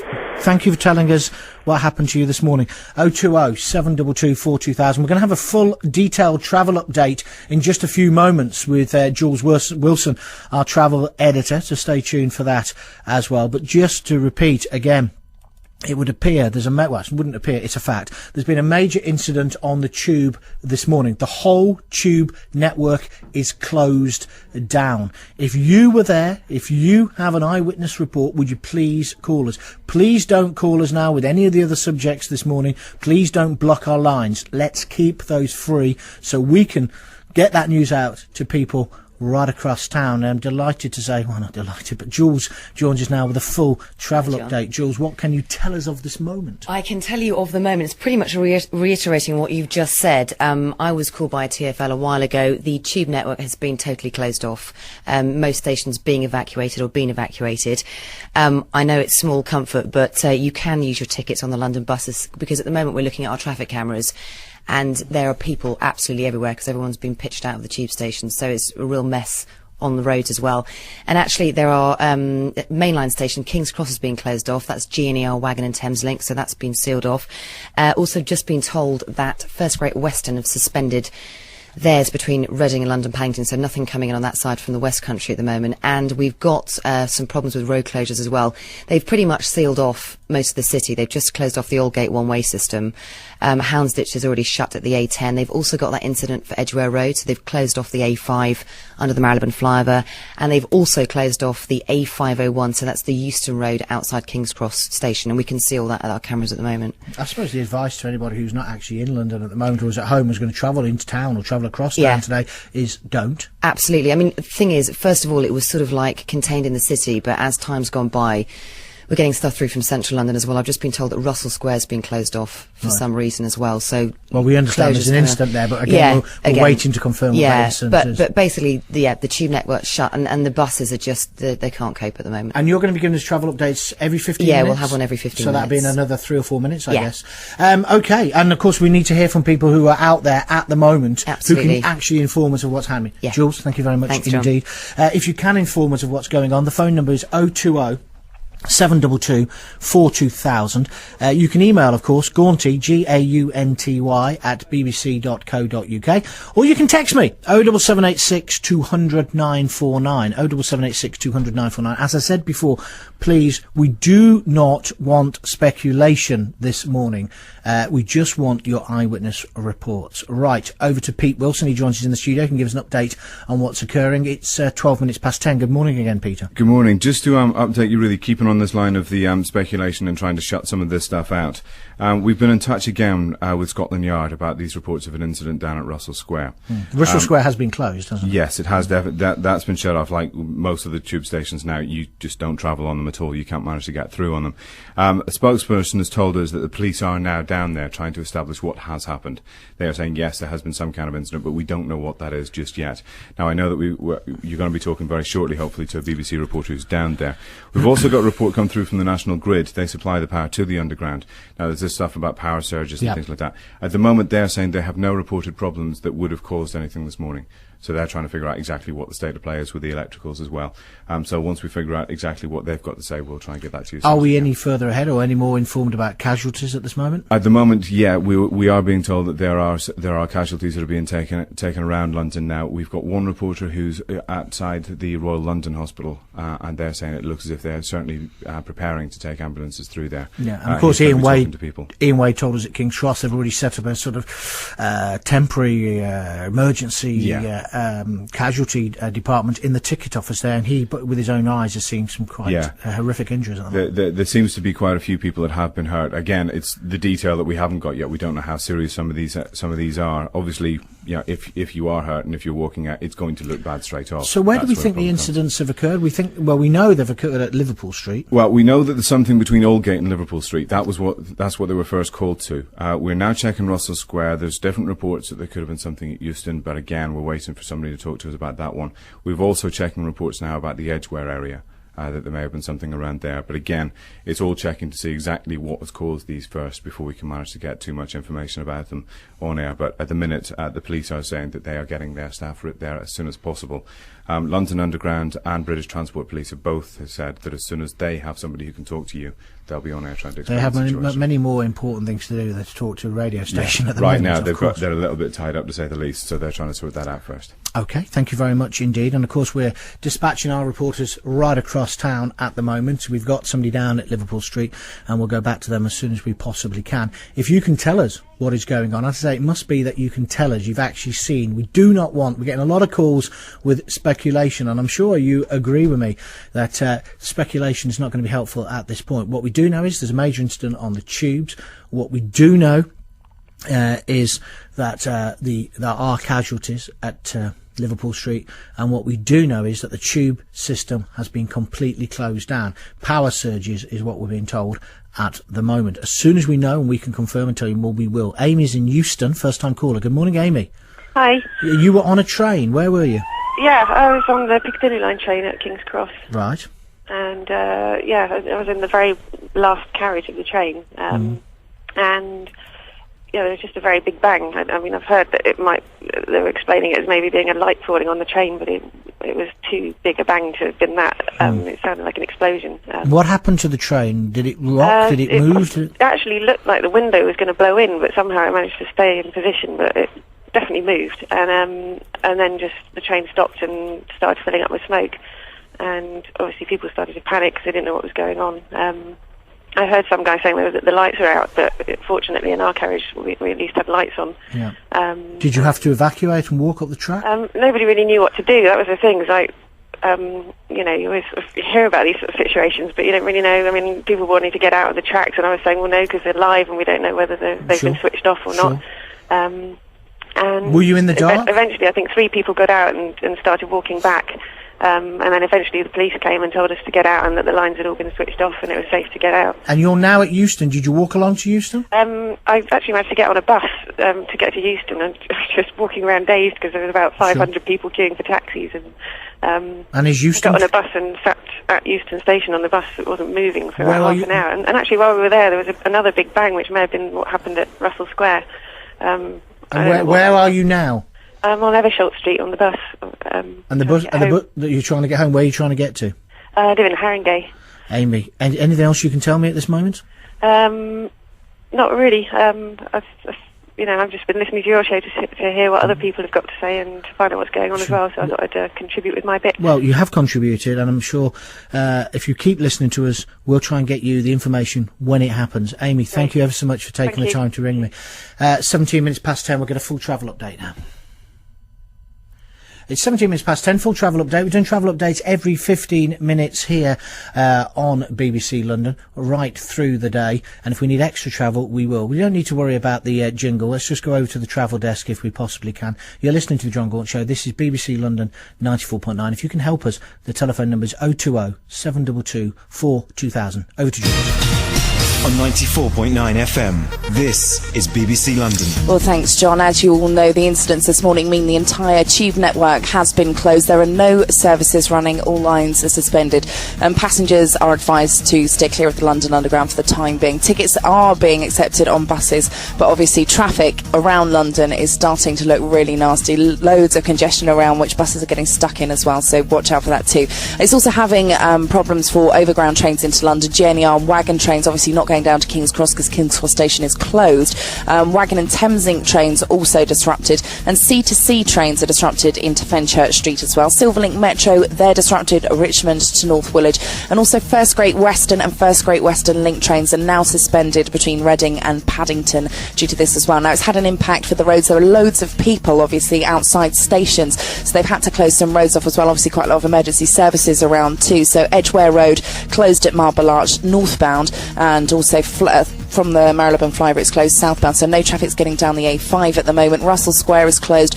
Around the Aldgate one-way system in the city, St Botolph Street is closed at Houndsditch. Houndsditch is closed, and the Aldgate one-way system has now been completely closed off to traffic with diversions via Lehman Street. The traffic situation obviously compounded there by roadworks taking place as well. We've also got Euston Road, the A501, closed both ways just outside Euston between Eversholt Street and York Way, and they look like they're closing in other places on Euston Road as well, but we will keep you updated. It's 19 minutes past 10. You're listening to the John Gorn Show, BBC London 94.9. Let's go back to our reporter, Anna O'Neill, who's at King's Cross. Good morning, Anna. Good morning, John. I've got some rather grim news to tell you, John. I've just been speaking to a number of people here, eyewitnesses to what's been going on in around the streets around King's Cross and Euston. And one man has actually shown myself some footage that he recorded on his mobile phone of a bus exploding a few streets away, just near to Euston Station, and some very devastating scenes there. Looks like people lying on the floor. Couldn't tell you exactly what kind of injuries they've got, but lying motionless on the floor. I've also been speaking to another man evacuated in the last few minutes from King's Cross Station, who heard an explosion and then saw lots of people coming out of the tube, covered in soot, some of them covered in blood. So we are not sure yet whether it is still this power surge that we were all hearing about this morning, or in fact whether something more sinister is going on around here this morning. But let's not speculate on that at the moment. Just tell me about the bus. The bus was in Russell Square, I believe? I'm not entirely sure. The man himself wasn't sure, but he because he, as you can imagine, he was quite shocked and dazed about what he'd seen. He was basically walking down the road and he saw the back of the bus explode. He filmed footage of it on his mobile phone. He actually spent some time in Israel and said that he thought that it was very similar to scenes that he'd witnessed while he'd been living over there, and it's kind of brought him right back to those times. So, as you say, we can't speculate at the moment. Let me just clarify, the footage you saw, what did you see on the footage? Do you actually see the bus exploding? You could see the back of the bus, which had all sort of smoke and flames coming out of it. Obviously, he hadn't actually captured the moment that the bus exploded. No. What he captured was the seconds after that bus had exploded. And as he gets nearer, you can see people lying on the floor and the bus basically in tatters. And it was a double-decker bus? It looked like a single-decker, but hard to tell. Had he seen people injured, and indeed have you? Well, I haven't seen anybody injured at the moment. We're still staying because we've been told by the police not to move from this area directly in front of King's Cross Station. He has seen people injured. He said people lying, at least a handful of people lying motionless on the floor, covered in blood, serious injuries. He couldn't tell how serious, obviously, because he didn't want to get too close. But some quite grim news from around King's Cross and Euston this morning, John. But at the moment you've been told you cannot move from that area. We've been told that we need to stay away from the main area of King's Cross and go down the side streets. Now, lots of people are milling around the side streets here, and of course, people hanging around because they don't know where to go or what to do. I mean, I must say that the atmosphere, though, is not one of panic, and in fact, a couple of people have said that to me, that they've been very surprised at how calm everybody's being. Everybody's behaving extremely sensibly, but the advice would be do not come into central London today if you don't have to, because as I said before, you won't be able to get anywhere, and unfortunately it looks like at the moment it may even be dangerous for people to be coming into the centre, so stay away if you can for the moment. Okay, and I think we'll leave it there, Anna, unless you've got anything else to tell us at this point. No, I'll keep you updated as and when we find out what's happening, John. Thank you very much indeed. That's Anna O'Neill, who's at King's Cross. She says she's seen somebody's video phone of a bus that has been destroyed, and we believe that to be in Russell Square. At the moment, people are being told to keep clear of King's Cross. Obviously, on the roads at the moment, complete and utter gridlock. The only advice we can give you is please do not travel this morning. Do not travel. Stay at home or stay at work. Do not travel. Steve in Marylebone can talk to us now. Good morning, Steve. Hello, John. What have you seen, my friend? Are you a London? Excuse me. Around about, I suppose, 9:45. Yeah. I was on Woburn Place near Tavistock Square. Yeah. And there was around about, I suppose, 6 vehicles in front of me, just a line of buses, and then bang, you see the explosion. Don't know what caused it. You just see like either a side of the building fly across the road, or as people have been saying, the side of the bus. How far were you from the incident, would you Probably say? around about no more than 50 metres. And you're a cabbie, obviously, you can hear the meter in the background. What else did you see after that? Just chaos. People running across the square, kids on the floor crying, people just cowering in the corners, and just basically havoc, really. Where are you now? Right, I'm on the Marylebone Road trying to get out west, going to see the wife and the kids. Thank you, Steve. Thank you for your witness account. Again, we don't want people phoning up and speculating or saying, I've heard this or I heard that. We want to hear from you. All we want you to do is say, John, I saw this or I saw that. That's what we need at the moment, please. It is a major incident. It's obviously shaping up into a massive incident here. Pete Wilson can tell us more. Pete. We've gone through, obviously, the idea of the speculation. We're now getting some hard lines through from Scotland Yard. They've said that they have received reports of multiple explosions. It's the first time they've called them that so far this morning. Multiple explosions across London.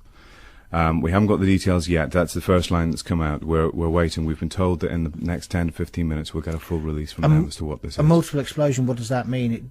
It could effectively mean, well, pretty much anything at the moment. Obviously, we'll get the full details through as and when they manage to release them to us.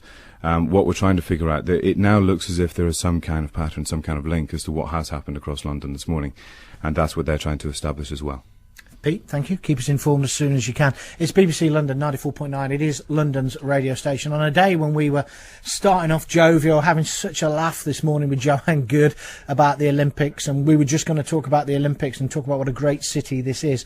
Unfortunately, it's turned into something else. But this is where we, the BBC, rely on you. We'll keep you informed. You keep us informed. It's an horrific day for London. There's no two ways about it. It's an horrific day for London. But we will not speculate. We will bring you the facts as we establish those facts. We will not speculate. And we don't want you to speculate. But we do want you to tell us what you've seen. John in Farnham Square. Good morning, John. Good morning, John. Line 2. We seem to have lost him. Can you get him back for me? Thank you. 26 minutes past 10. If you want to join in, please pick up the phone and give us a call. We do need you to join in and tell us what's happening. 020 722 4000. As soon as we get any more information in terms of casualties or any more information on what is actually happening either from the Met, from Transport for London, London Underground, or the emergency services in general, we'll of course bring that information to you. Let's go to Latia, is it, in Liverpool Street? Good morning. Good morning. What would you like to tell me? Just I was on the train, and probably the carriage next door to where it happened. There was just a big explosion, and all the lights in the carriage went out, and then there was grey dust falling everywhere. We didn't know originally what had happened. We saw orange light, which we thought was flames, or I don't know, but we didn't know at that point, certainly. Everybody stayed pretty calm, and we tried to, we couldn't open the doors, couldn't open the windows, we just stayed put, we couldn't move, we were all standing in the train. And eventually, I guess, we saw people on the track, and then they opened the front doors where the driver sits. Yeah. And they walked us all down through the carriages and out onto the track. Before that, they brought all the walking wounded back. They did say there were a lot of people who were very badly injured. And then they brought the walking wounded through us. Everybody made way for them. We walked back on the track, and then we had to walk back to Aldgate Tube Station. Sure, these people must have been in carriages behind you then, or in front of you? They were in the front carriages going into Aldgate, but it was in the front, behind us, if you like, the front carriages. And then when we were walking along the track, obviously we saw the full extent of the damage. And it was, it looked like, the whole carriage had blown open, and they were still rescuing people, and there were bodies, well, that's it really, I guess. Latoya, where are you now? Where are you going to now? I'm at Liverpool Street Station, and I'm just going to go to work for now and sit down and have a cup of coffee, and then I'll see what I'm going to do for the rest of the day. Joking aside, have some coffee, have some sugar in it, just calm down, stay safe, won't you? Okay. Thanks very much. Bye-bye. 020 722 4000. Pete Wilson's back in the studio. Pete, what can you tell us now, please? OK, this is a full report that's come from the Met so far. We've got this through from Scotland Yard in the last 2 minutes. At approximately 10 to 9 this morning, police were called to Aldgate Station to assist the City of London Police and British Transport Police regarding an incident on the underground system. All of the emergency services are currently at the scene, and it has been declared as a major incident. It's too early at this stage to state what has happened. There are further reports from multiple locations in London of explosions. Again, too early to say what has caused these explosions. Here's a list so far. Police are responding to reports from Edgware Road, King's Cross, Liverpool Street, Russell Square, Aldgate Street and Moorgate Underground stations. Added to this, there has been confirmed explosion of a bus on Tavistock Place. The Metropolitan Police Service, British Transport Police, City of London Police are working together to ensure officers are deployed to each scene. There have been reports of numerous casualties, but again, it is too early to say the numbers at this stage. So that's the statement that's come through in the last 2 And minutes. every word that you just said then was official from... That is straight from the Metropolitan Police this morning. Thank you. Anything else to tell me at this moment? So far, we're trying to get in touch with our reporter down at the Royal London Hospital at the moment. He's already called in to say that he has seen casualties being taken in there. We'll try and get a quick hit with him as well. Try and talk to him in the next few minutes. But exactly the same situation, exactly the same advice. Stay at home, stay in the office, stay don't away. travel. And the other advices as well, which I suppose is a common, but I know you've been putting this message out. If you have loved ones who know that you're coming into the city, if you're safe, it's probably worth telling them, because let's face it, everybody's going to be concentrating on this one too. I've just tried to phone my wife actually, and a lot of the mobile systems are down. A lot of the networks are struggling. But yeah. we shall, of course, again, we'll keep people informed of that as well. But we must say at the moment, please keep the phone lines free. The phone lines now, please only ring us if you've got something you can tell us. Let's go live now, straight to Martin Edwards, who's at Royal London Hospital in Whitechapel. Good morning, Martin. Hello, John. What can you tell us? Well, as you say, I'm at Royal London Hospital, which is on Whitechapel Road. It's about half a mile from Aldgate East Station. Now, they've evidently closed off the A&E entrance. They've closed it to the general public. People are being asked to go through. People want to go through. They're being told they can't. It looks as if they've used that entrance, dedicated it to people coming in from this major incident. Now, I've seen people, several people have been, as you would describe, as walking wounded. I've seen quite a few others, maybe 3 or 4, possibly more, who've been coming in on stretchers.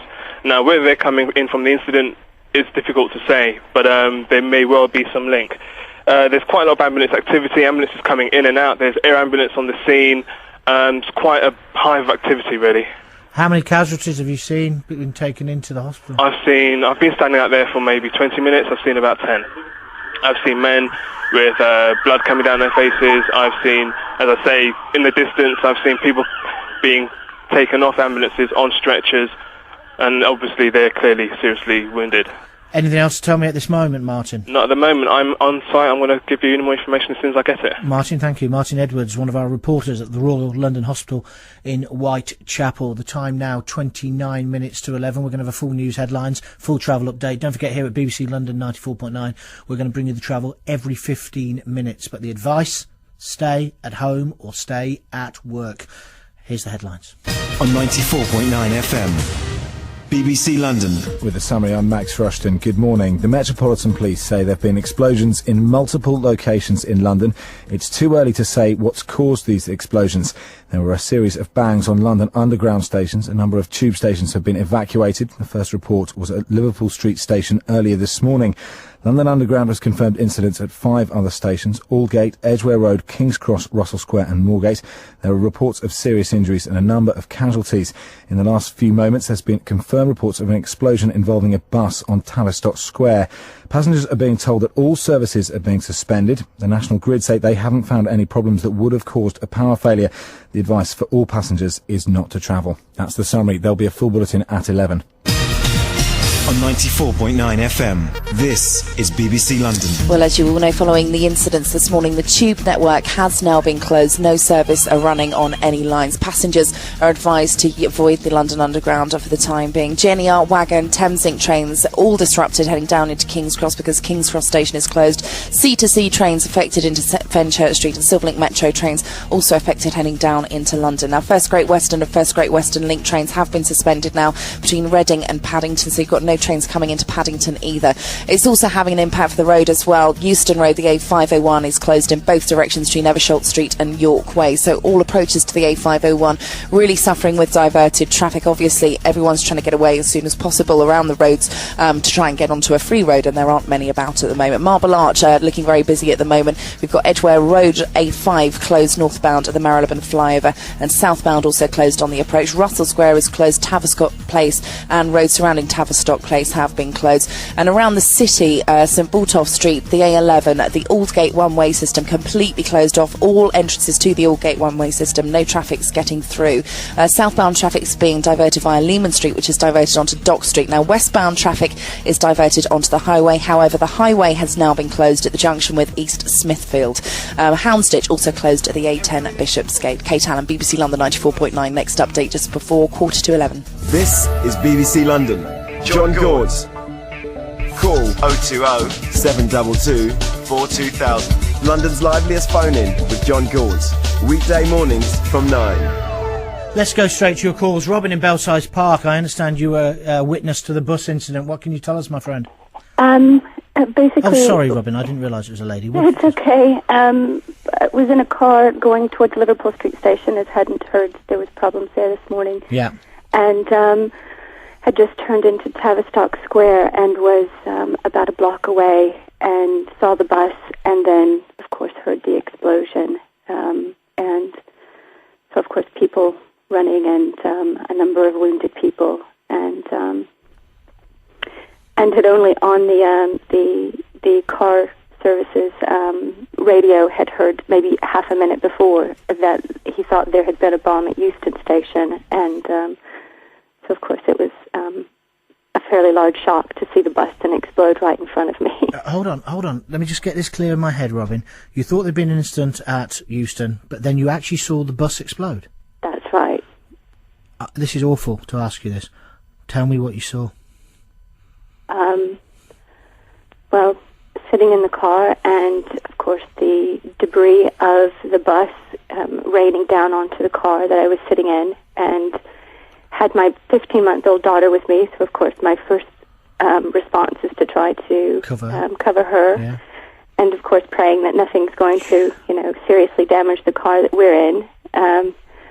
But then, of course, seeing the people in the road, and of course quite a bit of carnage, I suppose, and blood, and How far away were you from it, Robin? Perhaps a block, if that. There were 3 or 4 cars in front of us, and between us and the bus. We were perpendicular with the road, the Tavistock Street that the bus was on. After the debris stopped falling, what did you do? Well, as I said, I was supposed to be going to Liverpool Street Station, and the driver asked, "Do you still want to go?" And I said, "No, perhaps not."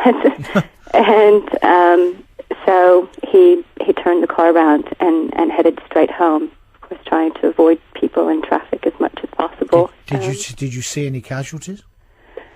Other than the people that I saw on the road, no, I didn't see anyone that was as I've heard other people describe, walking wounded. And you're at home now? I am at home now. How's the child? She's fine. She was, of course, extremely frightened by the explosion, but of course didn't understand anything else that was happening. So she's fine, and we're fine, and I'm just, I suppose, in a state of shock. Of course.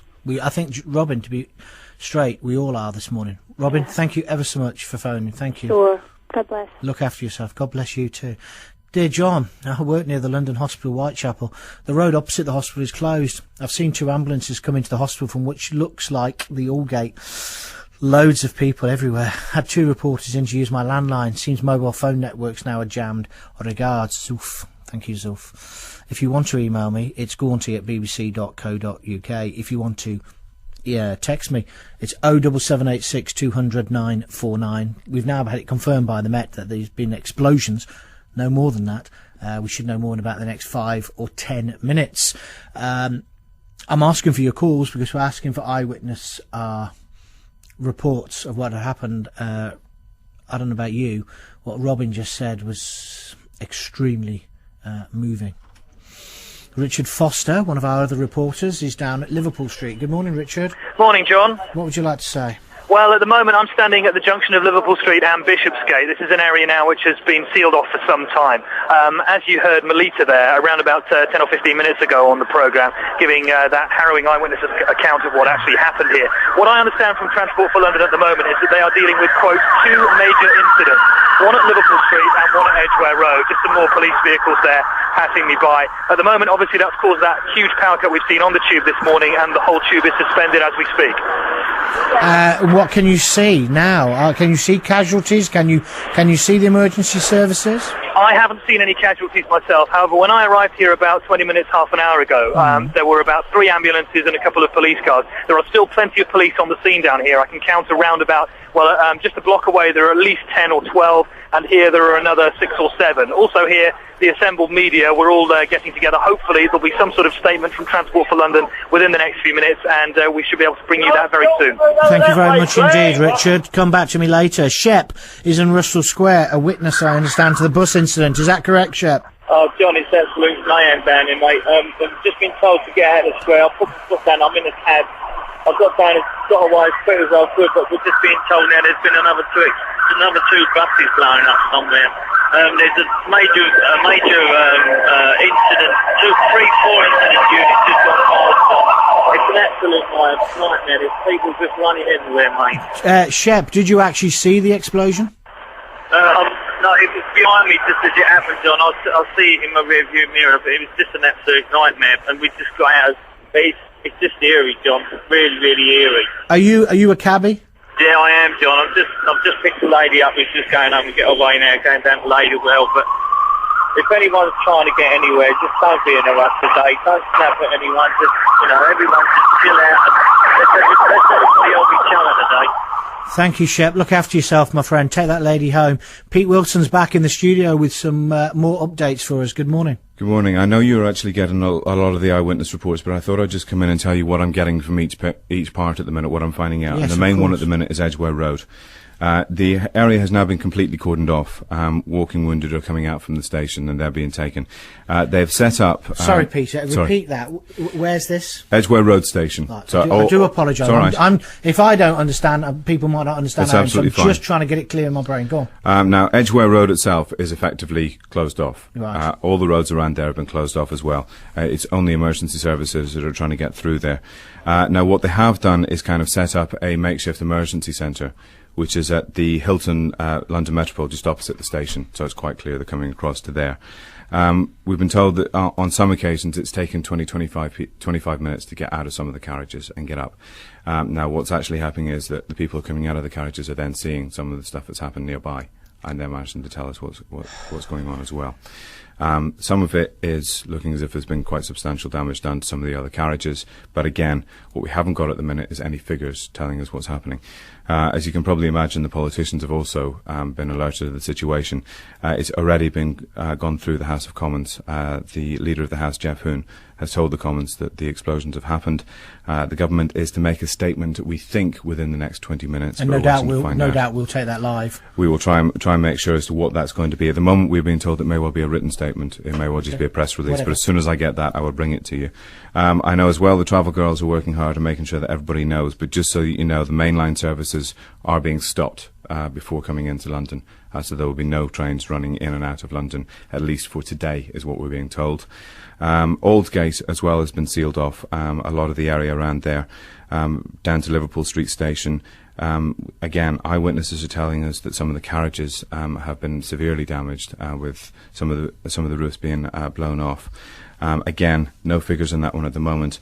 The advice at the moment that we are getting is that London Ambulance Service are trying to get these figures, but obviously, as we said quite a few times already this morning, they are busy and they've got other things that they should be and will be doing. And the other report as well is coming from Glen Eagles. The Prime Minister has been told of the situation. However, at the moment, there's no plan that he's going to come down towards London. But obviously, he's evaluating the situation. That may well move over time. No more news from the Met? no more from the Met at the moment. The statement that they've issued to us that I read out earlier on about the places like King's Cross, Liverpool Street, Aldgate, those are the places, Moorgate Station.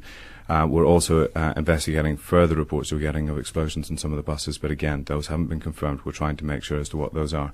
At the moment, we can only confirm one, which is the one at Tavistock Place there was an explosion involved there.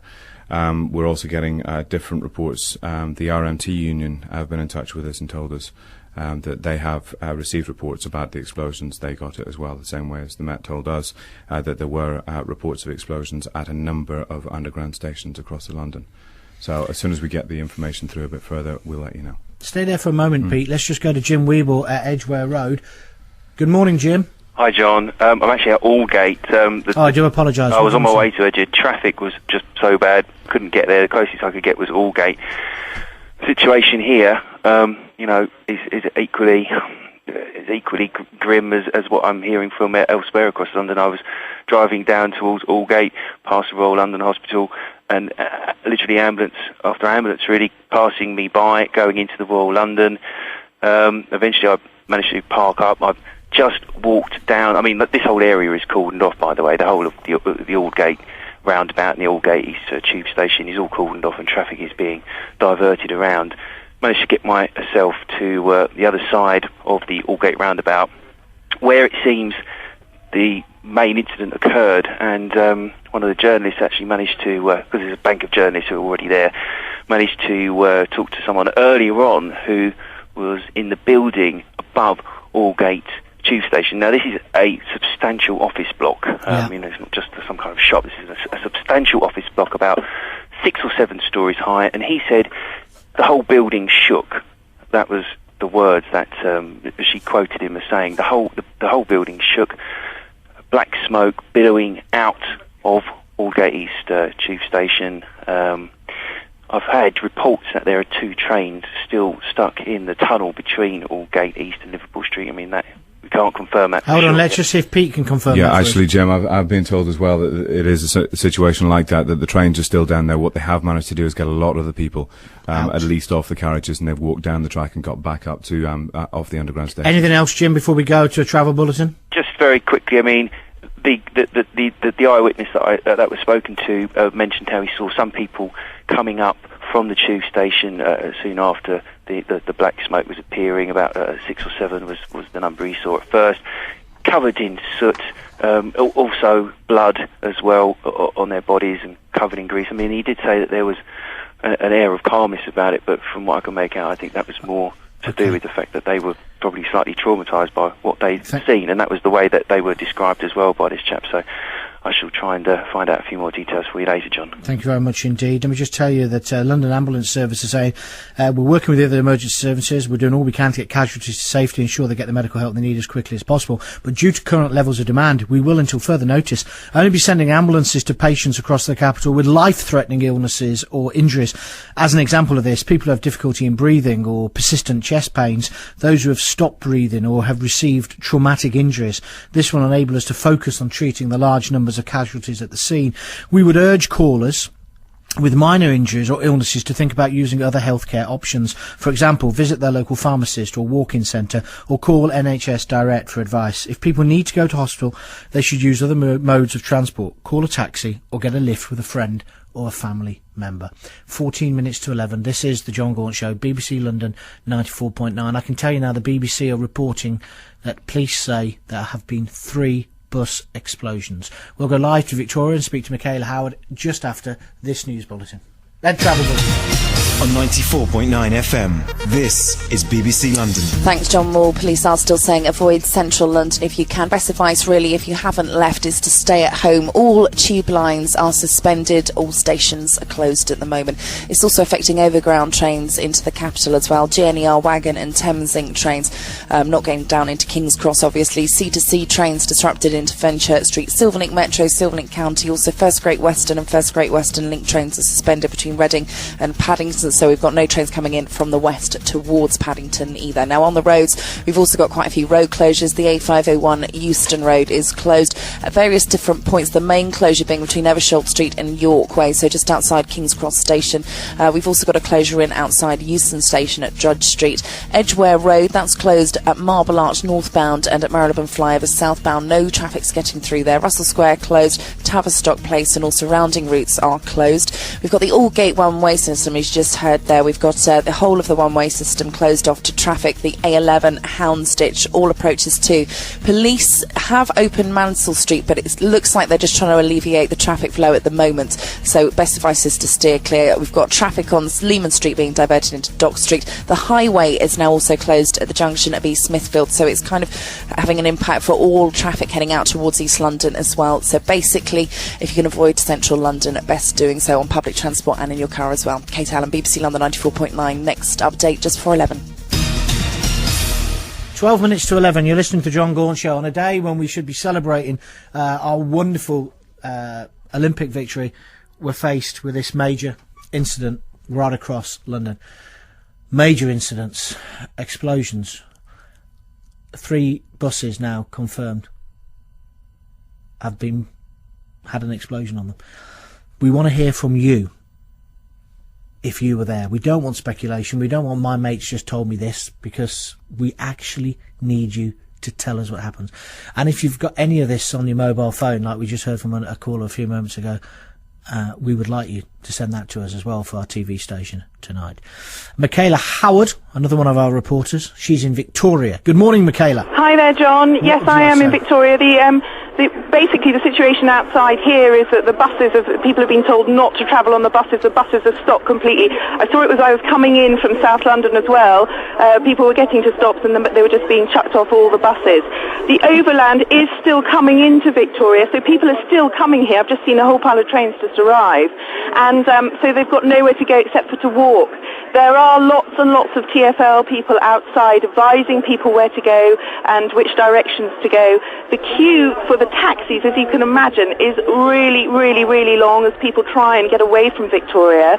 The mobile phones, as you were talking about earlier, I've actually had to come into a shop and borrow their phone. There are no service here. There are queues and queues and queues for the phones here at Victoria, with people trying to phone home to tell people that they are safe. Of course. But basically that's the situation here. It seems to be a bit of a logjam here with people arriving and then got nowhere else to go on public transport. Anything else to tell me at this moment? No, I haven't, John. Michaela, we'll return to you later in the programme. Thank you very much indeed. Donna's in Poplar, was actually on the tube. Good morning, Donna. Morning. Where were you? What can you tell me? I was on the carriage behind, the carriage in front of me, that's the one that blew up. At Liverpool Street? At Liverpool Street, yeah, between Liverpool Street and Aldgate East, and it was not a power surge, because a power surge cannot blow off train doors. Tell me what you saw. Because when I was on the train, then it just felt as if it just hit something, because it just stopped, and then our carriage started filling up with smoke. And then it felt as if the train had literally lifted up on the track and then dropped back down. What, you felt the train move up in the air? Yes, because I was actually on the train. And then the people in the carriage in front of us, they started to open the door and try to come through, because that is the one that got blown up, because I'm covered in all soot at the moment. Yep. And then we started seeing the people coming through that was all bloodied. Had blood running all the way down their face, and they're trying to open up the doors, but we couldn't get the doors open. Then eventually they managed to open the door. We started walking through to the back of the train, and the police and all of them came and started to walk to the back of the train where they helped us off. Were the lights on at the time or off? Some of the carriage had lights and some of the carriage lights were off. Were people panicking? I guess they were. Well, the one in front of me, I could hear a woman screaming because she started to freak out. She just started screaming. And then someone had the asthma attack on the train as well. And then when we got off, we had to walk back up, so we had to walk past where we saw the carriage that had blown off. And 2 of the doors had blown off. There was even dead bodies on the track. Hold on a minute. You saw what you believe to be dead bodies on the track? Yes, it was. I had to, literally, the woman was about a couple of meters away from me, because we had to walk past them to go up to come out at Aldgate train station. There was, because I know I saw a dead woman, because she had on a skirt and she was all black and twisted up, and that was just outside the carriage where you could see the train doors had blown off. What state was that carriage in? You said the doors were blown off. It was mangled. It was all black. All the windows had blown out. It was mangled. Okay. And it wasn't the front of the train, it was in the middle. And how long did it take you to walk out? It took me about 35 minutes to actually get off the train to get out at Aldgate. And when I got out at Aldgate, that's when they was attending to all the bloody people just directly outside the train station. Any injuries to yourself? No, I'm just, because the carriage that I was in, that one just got filled with smoke, so I'm only black. I just got covered in soot, that's sure. all. Anything else to tell me at this point, Donna? No, but all I know is that if they say it's a power surge, that is rubbish. Because a power surge cannot do that to a train. Donna, thank you. Stay safe. Thank you for taking the time to ring 020-722-42000. John, I'm listening on the internet. Well done to you and your team at this terrible time. Our thoughts over here are with you. Good luck, mate. Love and best wishes to everyone in London. From a Londoner, Rod, who's listening on the net in The Hague. We're going to go to Caroline Barker in a couple of moments, another one of our reporters at BBC London 94.9. She's at Euston. And I know this sounds awful, but this is the nature of news. If anybody's got any pictures from mobile phones or videos that you've taken of these dreadful incidents, we really need them. Can you email them to yourlondon, all one word, at bbc.co.uk? It's a terrible thing to say, but we need to be able to tell people what has happened, and we need you.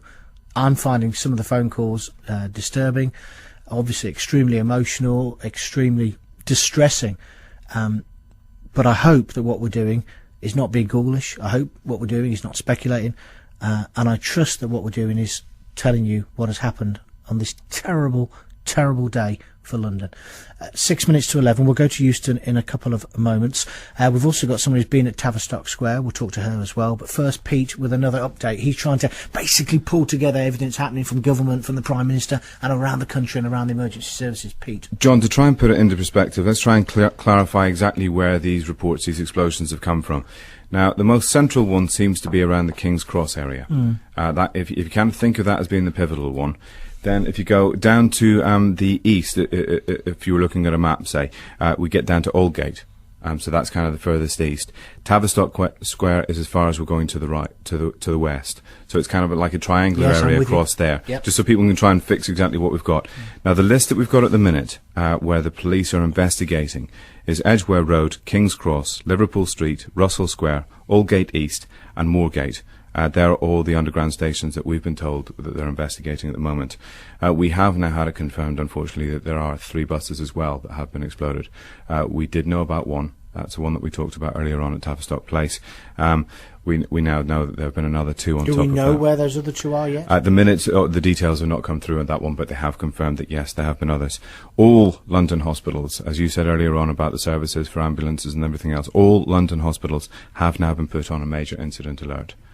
This is the kind of thing that all the emergency services practice for. You remember when they did this on a Sunday last year? Yeah. This is the scale now that we're talking about. This is what they've now deployed. So they brought this service in. Bringing casualties straight in at the minute to St Mary's Hospital at Paddington. 1 patient was reported as seriously injured. Others had minor wounds so far. A spokeswoman has confirmed that St Mary's is on this major incident alert. All hospitals will also join it. We've been told as well that the statement is now starting to come through from the Commons. It's the Home Secretary Charles Clarke that has started that. It is, as we thought, coming out as basically a written statement at the moment. The House will be told about it fully as well. He has been quoted as saying that the London blasts have caused terrible injuries. Now, at the moment, again, we don't have those figures. We don't know how far that's going to go. I see BBC News 24 is reporting fatalities in the bus explosion. Yeah, we have eyewitness reports that are coming through on the wire service as well, saying that they have seen bodies we just had one as well, that lady who was on the tube at Liverpool Street Station. And again, the reports are beginning to come through that there are fatalities, that there are bodies that have been found on services. We've been told as well that an area south of Liverpool Street on Houndsditch, that has just been sealed off. The police have sealed off the area. One of our reporters down there has been told that a bomb has gone off on that street. We will try and get more. We will try and get more information on that one. Please clarify where that was again. That was Liverpool Street on Houndsditch. It's a BBC reporter who's been told by the police there that it was an explosion. Okay, so again, advice: stay at home. Stay at home. Stay away at the moment. And as you said as well, networks are struggling right now. If you can't get through to a loved one, don't panic. You will get through at some point, but just be patient. It's going to take a little bit of time for all the services, phone services and everything else, just to cope with what's happening right now. Okay, thank you very much indeed, Pete. Just, Abby, just a note to you. Could you look at the email from Bill, please? I obviously can't read that out at the moment, but could you look at it? Let's go to Caroline Barker. She's at Euston. Good morning, Caroline. Good morning, John. I'm having to speak to you from inside a building as all the mobile phone networks are jammed. There's very little to tell you from down here at Euston. I've spoken to the police who are saying that they have nothing further to say other than they're advising people to stay away from the area. No one is allowed within maybe 50 or 100 metres of Euston at the moment. They've closed off all the roads nearby. I have spoken to 2 tourists who were staying in a hotel very near where it's been suggested that there was an explosion in a bus. We're not sure about that. They are unconfirmed reports from this end. What they're saying is around about 9:45, they heard a loud explosion. They would liken it to a car crash sound, and they immediately were told to get out of the hotel. They walked out to the front of the hotel to find people running about in panic situation. But although as of yet I've not seen anyone walk out from down near that area, all I have seen is about 3 ambulances and fire crews heading towards that area. Caroline, anything else you need to tell me at this moment? At this moment, details are very sketchy, other than there is Okay. lots of panic and the police are telling people to stay away from this area. Caroline, we'll come back to you later in the show. Thank you. 020 722 4200. We're listening to you. Please text as well. 07786 200 949. Or email us, gaunty@bbc.co.uk. We'll have the news and the travel. Then I'll be speaking to Jane Witherspoon. She's been to Tavistock Square straight after these headlines. I think this sums up what London's feeling this morning. John, I'm in tears. Thank Christ I've been working from home this week. But what of all my friends and colleagues? Effing hell. I can't stop crying. I hope people you know are okay. That's from Dave, a regular emailer. 2 minutes to 11. Thanks, John. Well, following the incidents this morning, we've got no services running on the London Underground. All lines are currently suspended. All stations are closed. Passengers are being advised to avoid central London at the moment. It's also having an impact for overground trains into London. We just had news in, actually, that the Stansted Express trains are running only from Tottenham Hale out to Stansted because of the Liverpool Street closure. Gatwick Express are still operating from Victoria Station. However, Heathrow and Gatwick Express are not running through Paddington. Also through Paddington, First Great Western and First Great Western Link trains suspended from Reading. Virgin trains between Birmingham New Street down into Euston, they're terminating at Watford Junction, and no trains are coming, or Silverlink trains are coming down from Watford Junction at the moment. Silverlink Metro affected, and C2C trains obviously not coming into Fenchurch Street either. Now, due to the problems at Marylebone, Chiltern trains between Aylesbury and Marylebone, there is no service at the moment, and also down from Birmingham Snow Hill, they're terminating at High Wycombe. Now, the roads are obviously impacted as well. Euston Road, the A501, closed between Eversholt Street and York Way. Now, this is causing all sorts of congestion problems around the King's Cross area. Edgware Road, the A5, closed at Marble Arch northbound and southbound at Marylebone flyover. All Park Lane traffic is being advised to use Bayswater Road. Obviously, very, very busy heading out towards the west. Russell Square closed, Tavistock Place closed, and the Aldgate one-way system closed off to all traffic. No traffic getting through there at the moment. Houndsditch has been closed as well. Southbound Leman Street traffic down towards Aldgate is being diverted onto Dock Street. Westbound traffic is diverted onto the highway. However, the highway has been closed at East Smithfield as well. So traffic's basically just trying to get off onto side roads. So obviously very, very busy. The best advice, if you haven't yet set out on a journey, do stay at home for the time being. Kate Allen, BBC London 94.9. Next travel at 11:15. You're listening to The John Galt Show, BBC London 94.9. It's 11 o'clock.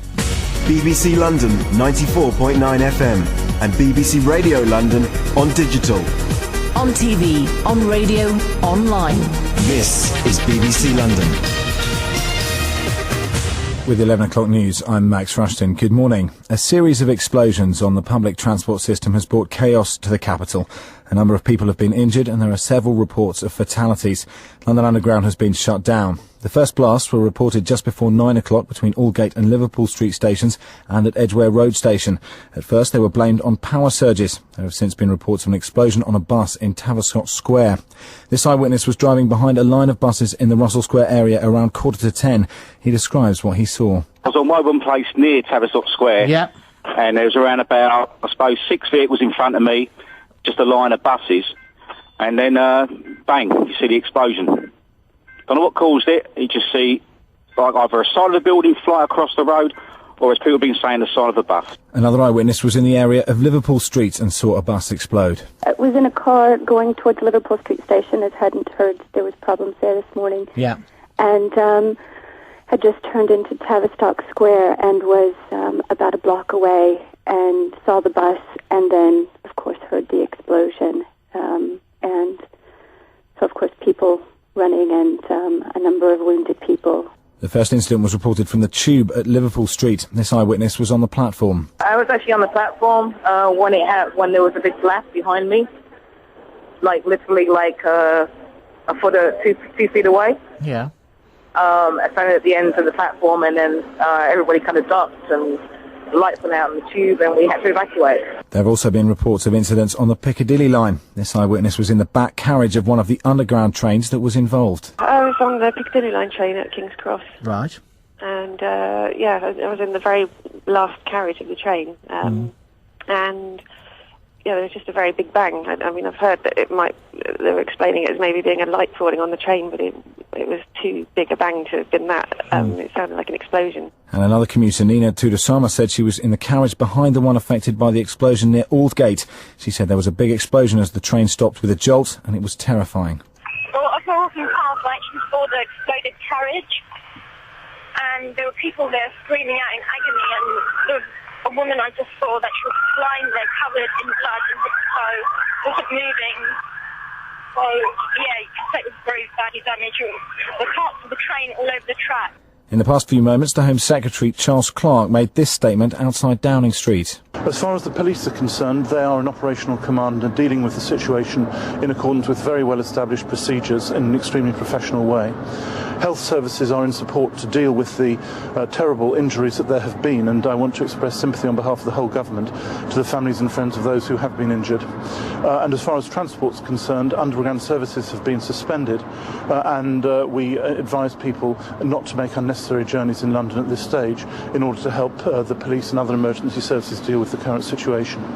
I'll be making a statement to the House later on today to fully update the situation, and throughout all of this and the terrible situation that is there, we will be updating the public very directly at regular intervals with the most up-to-date information we have. Thank you very much. That's all I've got for now. Thank you. And let's get a latest update from BBC London's Pete Wilson. Now, just on the back of what the Home Secretary's just been saying there, the message at the minute is, first of all, do not try and travel on the Underground. It is completely closed at the minute. Just to go back as well to some of the other points that have been coming through on John's programme so far this morning, there is going to be a casualty hotline set up for loved ones who want to get in touch with anybody who they think may have been involved in this. That's going to be switched on within the next half hour. We're just waiting for the details through so we get the number right. They haven't quite got that sorted out with BT just at the moment. Scotland Yard said that will be set up. It is to try and take the pressure off the mobile phone networks, which are crashing because of the volume of calls trying to get through.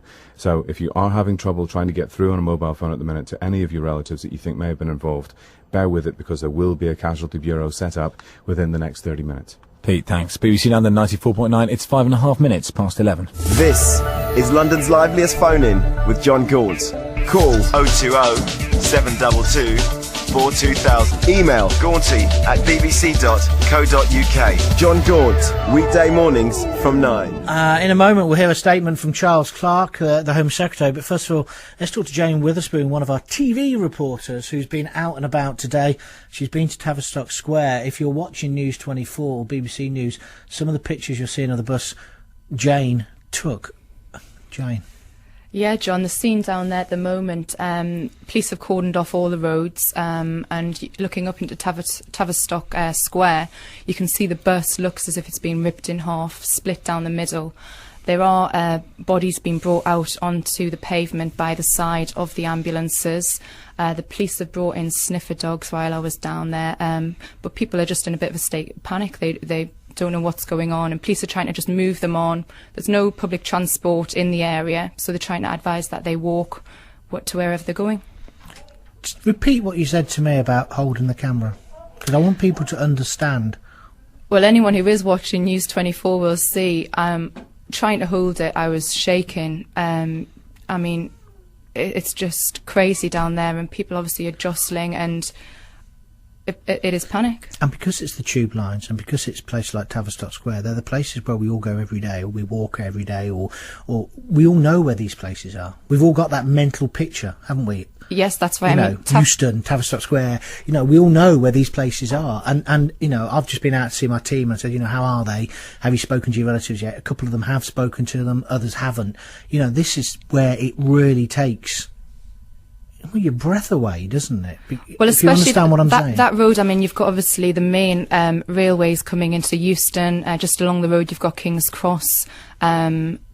So people are used to coming into central London via those routes, and to walk past and see, like you say, the buses that are just completely wrecked, police tape, cordoning off the streets, emergency services, trying to help people who obviously are injured. Thanks for telling us. See you later. Thank you. Jane's obviously gone out there and got pictures, but we at BBC London need your mobile phone pictures. We need your mobile videos, if you've got them. We need to tell this story. Can you email them to yourlondon@bbc.co.uk? You can email them to me if you want as well. We've got a statement from the Home Secretary. Before that, though, I just want to read out this email from Nick in Wandsworth, who says, "Hi, Gaunty. It's horrendous news. I was supposed to go into the city today, but thankfully switched you on before leaving. I just wanted to say, though, that whoever's behind all this will never stop me living and loving life in London. Remember, business as usual. Mourn the dead, tidy up and carry on. F***K them all." Nick in Wandsworth. The Home Secretary, Charles Clarke, here's his statement. There have been a number of dreadful incidents across London today. The Cabinet has been kept informed of the situation, as has the Prime Minister at Gleneagles. I chaired a meeting of our COBRA Senior Ministers Committee earlier on today to assess the situation and decide what immediate action needs to be taken. As far as the police are concerned, they are in operational command and dealing with the situation in accordance with very well established procedures in an extremely professional way. Health services are in support to deal with the terrible injuries that there have been, and I want to express sympathy on behalf of the whole government to the families and friends of those who have been injured. And as far as transport's concerned, underground services have been suspended, and we advise people not to make unnecessary journeys in London at this stage in order to help the police and other emergency services deal with the current situation. I'll be making a statement to the House later on today to fully update the situation, and throughout all of this and the terrible situation that is there, we will be updating the public very directly at regular intervals with the most up-to-date information we have. Thank you very much. That's all I've got for now. Thank you. That's Charles Clarke, the Home Secretary. This texter, though, says, "John, where's Tony Blair? And I'm praying for all those in London, like the rest of us." He's at Gleneagles. No doubt he will be making a statement. Now's not the day, the time to slag anybody off, is it? Come on, let's get together. Let's pull on. Ben in Reading was on the tube. Morning, Ben. Morning, John. What can you tell me, my friend? I was on the tube from Edgware Road, luckily the one going out of Paddington this morning. A massive explosion, and it certainly, in my opinion, was an explosion in the tube as another train came past us, and that was the one that took the brunt. When we came to stop, the carriage opposite us was a wreck. The roof was peeled back, the doors are buckled off. There were people, it was light enough to see, there were people covered in blood trying to get into our carriage to get away from whatever was going on in their carriage. Eventually we got in there. American chap was fantastic, and a medical guy, a little guy, I didn't get his name. They went across and were helping people over there. We were passing ties to use as tourniquets and coats to keep people warm and getting water. A lot of worry about there being a fire, which there wasn't. A lot of worry of what it is we've breathed in, because no one knows. Hopefully it's just acrid smoke, but, you know, who knows what's going on. There were people dying in there. Hang on. When you say people dying, I have to ask you to clarify that. Well, absolutely. They were, from the medical guy that came back when he asked me to get some tourniquets and asked me to get some warm clothing, he said he thought there were 4 people dead, and he thought there were 4 people on their way because the medical services just couldn't get to them at that time.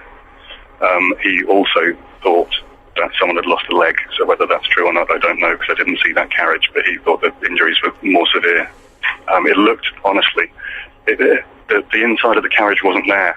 The seats were blown apart. There was just nothing there. It was empty. All the windows had gone. There was screaming, there was panic, there was a lot of, and I absolutely appreciate that you guys work in the media, and you have to get the story and you have to get the pictures. But there were people who could have been helping who were taking photos. Oh, yeah. And to those people, I hope I never meet them again. Be safe, Ben. Thank you. Gaunty, I'm an expat from Forest Hill. I'm listening on the internet in Hong Kong. I'm in complete shock and horror, and I want to thank you and your colleagues for the sterling job you're doing. Also to offer sympathy to all those affected in the underground and on the buses. Londoners, take care and be safe. Jamie from Hong Kong. Pete Wilson is in the studio. Another update for us, Pete, please. Just going back to what the callers just said, we are getting different reports about casualties and fatalities.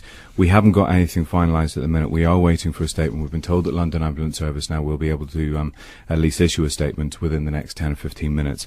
So we're waiting for that to come through. Just to go back to the bus that we have the details on, this is the one at Tavistock Place, the Route 30 bus that blew up this morning. Because of that, all buses and services in the central zone, Zone 1, they've been suspended for the time being. There are no buses running anywhere at all in that area.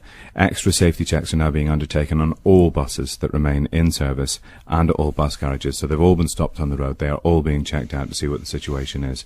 And the latest line as well that's coming out from the Met, they have said that they are seeing this as a series of coordinated explosions. That's how they've described it so far. It is a series of coordinated explosions.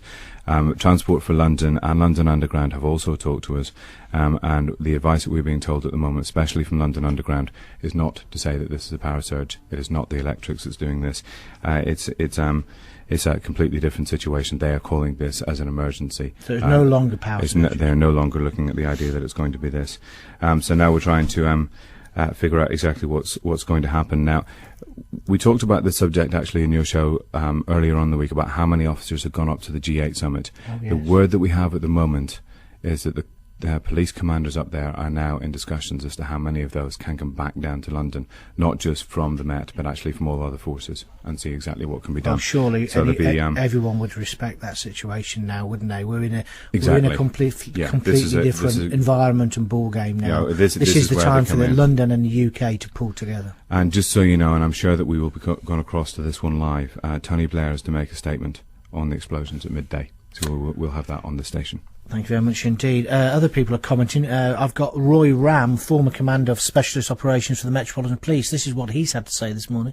It's obviously a tragedy. I mean, what we're seeing here is a series of incidents which I think it's unrealistic to look at them in any sense as coincidental. This looks very much like a planned series of attacks. I think, one shouldn't speculate too much, but seeing the number of incidents on the Underground and now on the buses across London, and the timing of these incidents, A, in the rush hour, and B, following London's success as the Olympic city, this is has all the hallmarks of a very carefully structured and timed terrorist attack. As I say, one shouldn't speculate too much, but those are the hallmarks that are there, and that's what we're facing. I think what we're also seeing is an amazing kicking from the emergency services who are putting into place the kind of practice that they've done at Bank Station recently, and realising that these were major targets, and they are actually responding, I think, very well at the moment, and we're getting very good reports from the public who are saying that the emergency services are there and on the scene and acting very properly. Thank you. That's Roy Ram, who's the former commander of Specialist Operations for the Metropolitan Police. You're listening to the John Gordon Show. This is BBC London 94.9. If you are trying to phone us, can you possibly now try to use landlines rather than mobile lines? We want to be responsible as well here. So if you possibly can, go into somebody's house, go into somebody's office and use the landline. It's 16 minutes past 11. Another travel update. On 94.9 FM, this is BBC London. Thanks, John. Well, no service running on the Underground at all. All lines are suspended. It's a network emergency, TfL have told me now, and passengers are advised to avoid the London Underground and, in fact, central London. As you just heard Pete saying, there are no buses in Zone 1 either. Docklands Light Railway, there are no trains into the city, and all mainline stations are disrupted as well. Talking of mainline stations, Chiltern Railways, no trains, Aylesbury to Marylebone. They're at the moment running between Marylebone Marylebone and Denham to get out of London. Also, C2C trains are not stopping at West Ham, but at the moment they are running through to Fenchurch Street. First Great Western Link, no trains between Reading and Paddington. Heathrow and Gatwick Express not running into or from Paddington. Gatwick Express is still at the moment running from Victoria, but this may change minute by minute. JNER and Hull trains are not running into King's Cross. One Railway not running into Liverpool Street. Silverlink County, they're advising people not to attempt to go past at Watford Junction. People are actually having to get off the train at Watford Junction. That's for Silverlink Metro as well. There are no trains North Woolwich to Richmond. Southern at the moment seem to still be running. Virgin Trains Birmingham New Street to Euston, they're terminating at Watford Junction as well. Now on the roads, the A501 Euston Road closed both ways. We've also got Edgware Road closed, the A5 between Marble Arch and the Marylebone Flyover. All traffic on Park Lane is being pushed onto Bayswater Road. So obviously around the Bayswater area, traffic looking very busy out towards Shepherd's Bush. Russell Square, that's closed. Woburn Place to Southampton Road. The surrounding area completely closed as well. Tavistock Place. And the Aldgate one-way system remains closed. Houndsditch is currently closed, and the highway is closed at East Smithfield. Best advice, though, that the police and TfL are giving us to stay at home. If you're not making a journey into London, don't try. Kate Allen, BBC London 94.9, next weather and travel at 11:30. 18 minutes past 11. This major incident happening, of course, here in London at the moment. We're keeping you informed as much as we can. If you ring in, please could you try and use a landline to call us. Obviously, I'm now not asking you to text for obvious reasons. We need to keep those lines free. We'll get all the emergency numbers for you as well in the next 10 minutes or so, if you're concerned about your loved ones. As soon as we've got them, we'll give you them. 020 722 42000. Hi, John. Thankfully, I have spoken to my children at work in London, and they're safe. Have you had any information regarding mainline services out of London? Well, yeah, effectively they're stopping, and they're not going out. People are going to need to get out soon. What's happening to our beautiful city, John? How dare they? Take care getting home. Kathy in Belvedere. Ian Blair is talking at the moment, Commissioner of the Metropolitan Police. Ian Blair. But as I say, the London emergency plan is working, and they are being taken to hospitals. There are just a series of very short messages at the moment that we need to give. The first is to stay where you are. All of London's transport is currently disabled or stopped, whether that's buses or trains. So the safest thing that everybody can do is to stay where they are.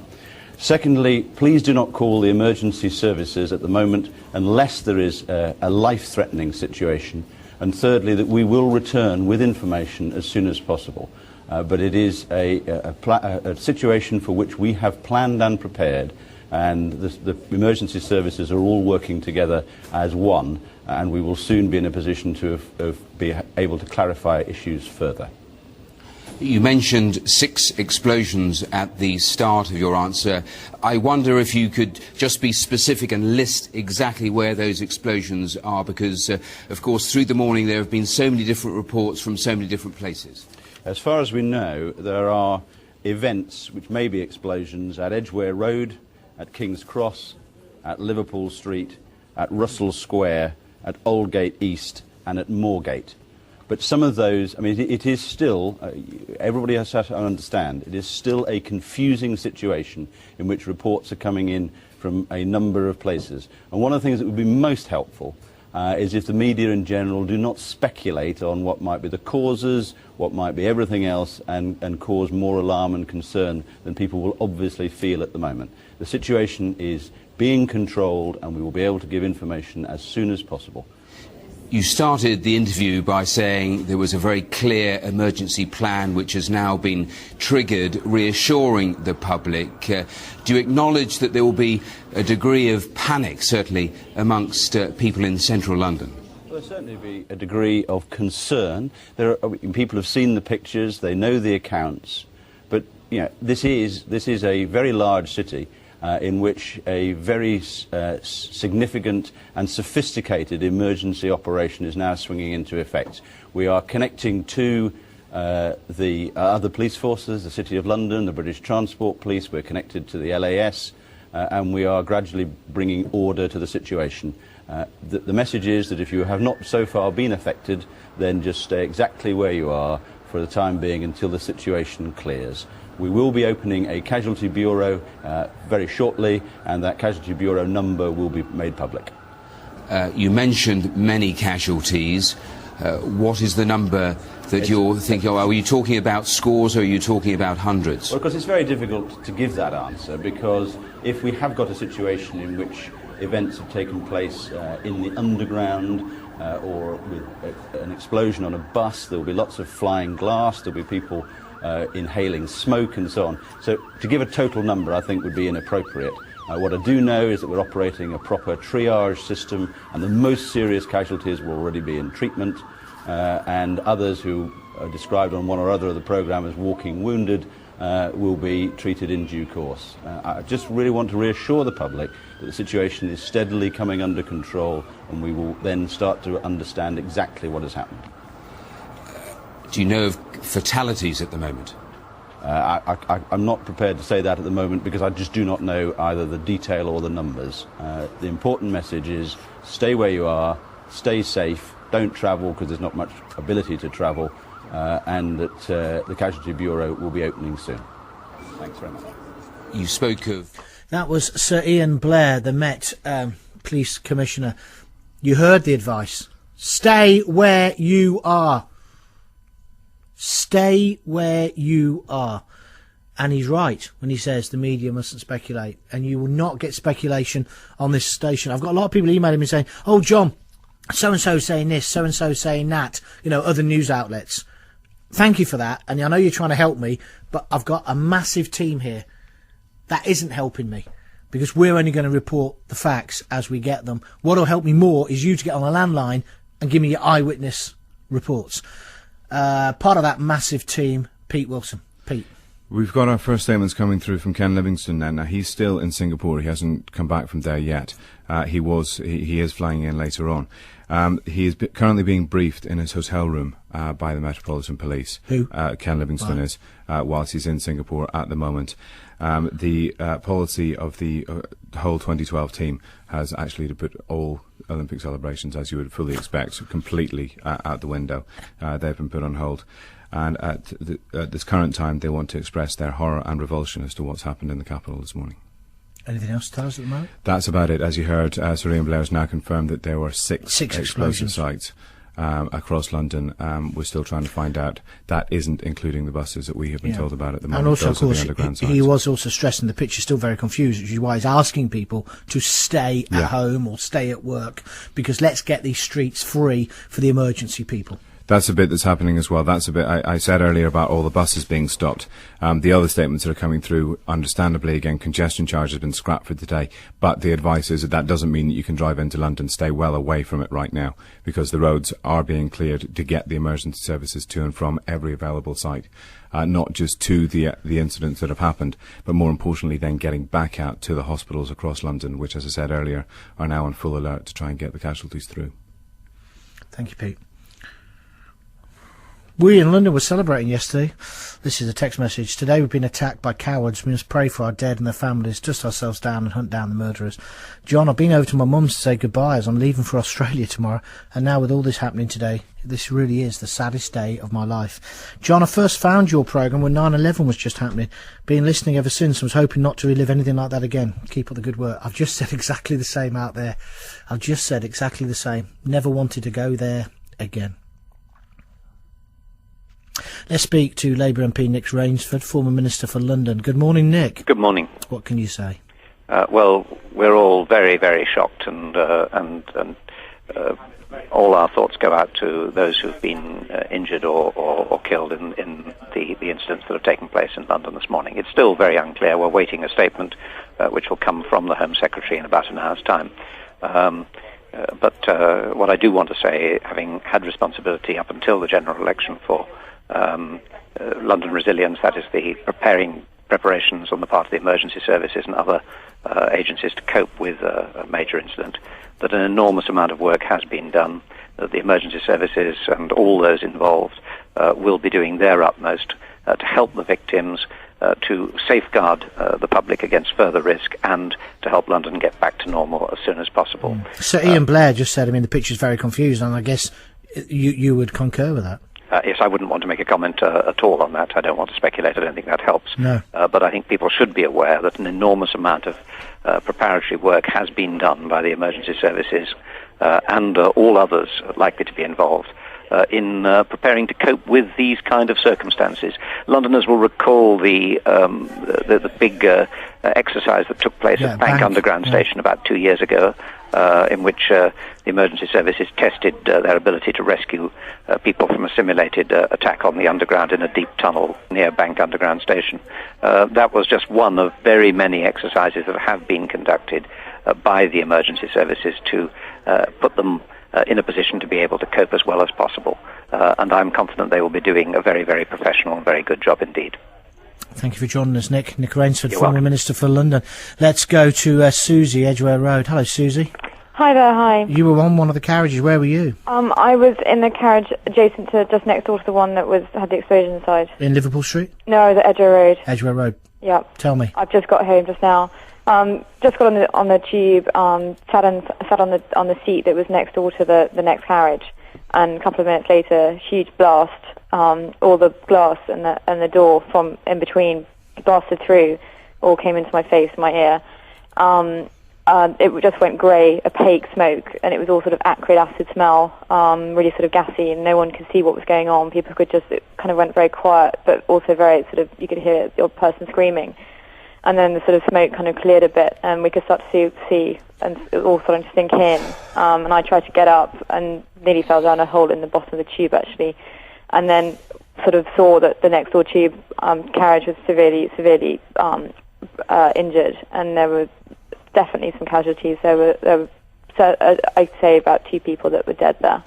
You thought you saw 2 dead bodies? Yeah, there was definitely 2 bodies on the ground. I couldn't really I was trying to get in to help someone who had a broken leg, and was sort of tying my scarf around his leg. And there was some seriously panicked, very shaken people. Everyone was covered in grey smoke, and it was all completely sort of full of sort of debris from the train, where all the metal was sort of messed up and all the glass. And there was some very, very shocked. No one could hear because the blast was so strong. It was that loud, was it? It was so loud. My ears are pounding. I'm amazed I still have my hearing. My ears really ache. Where are you now? I'm at home because I live just 10 minutes away from the tube station. So when I finally got out, my brother came to get me, and I've come home.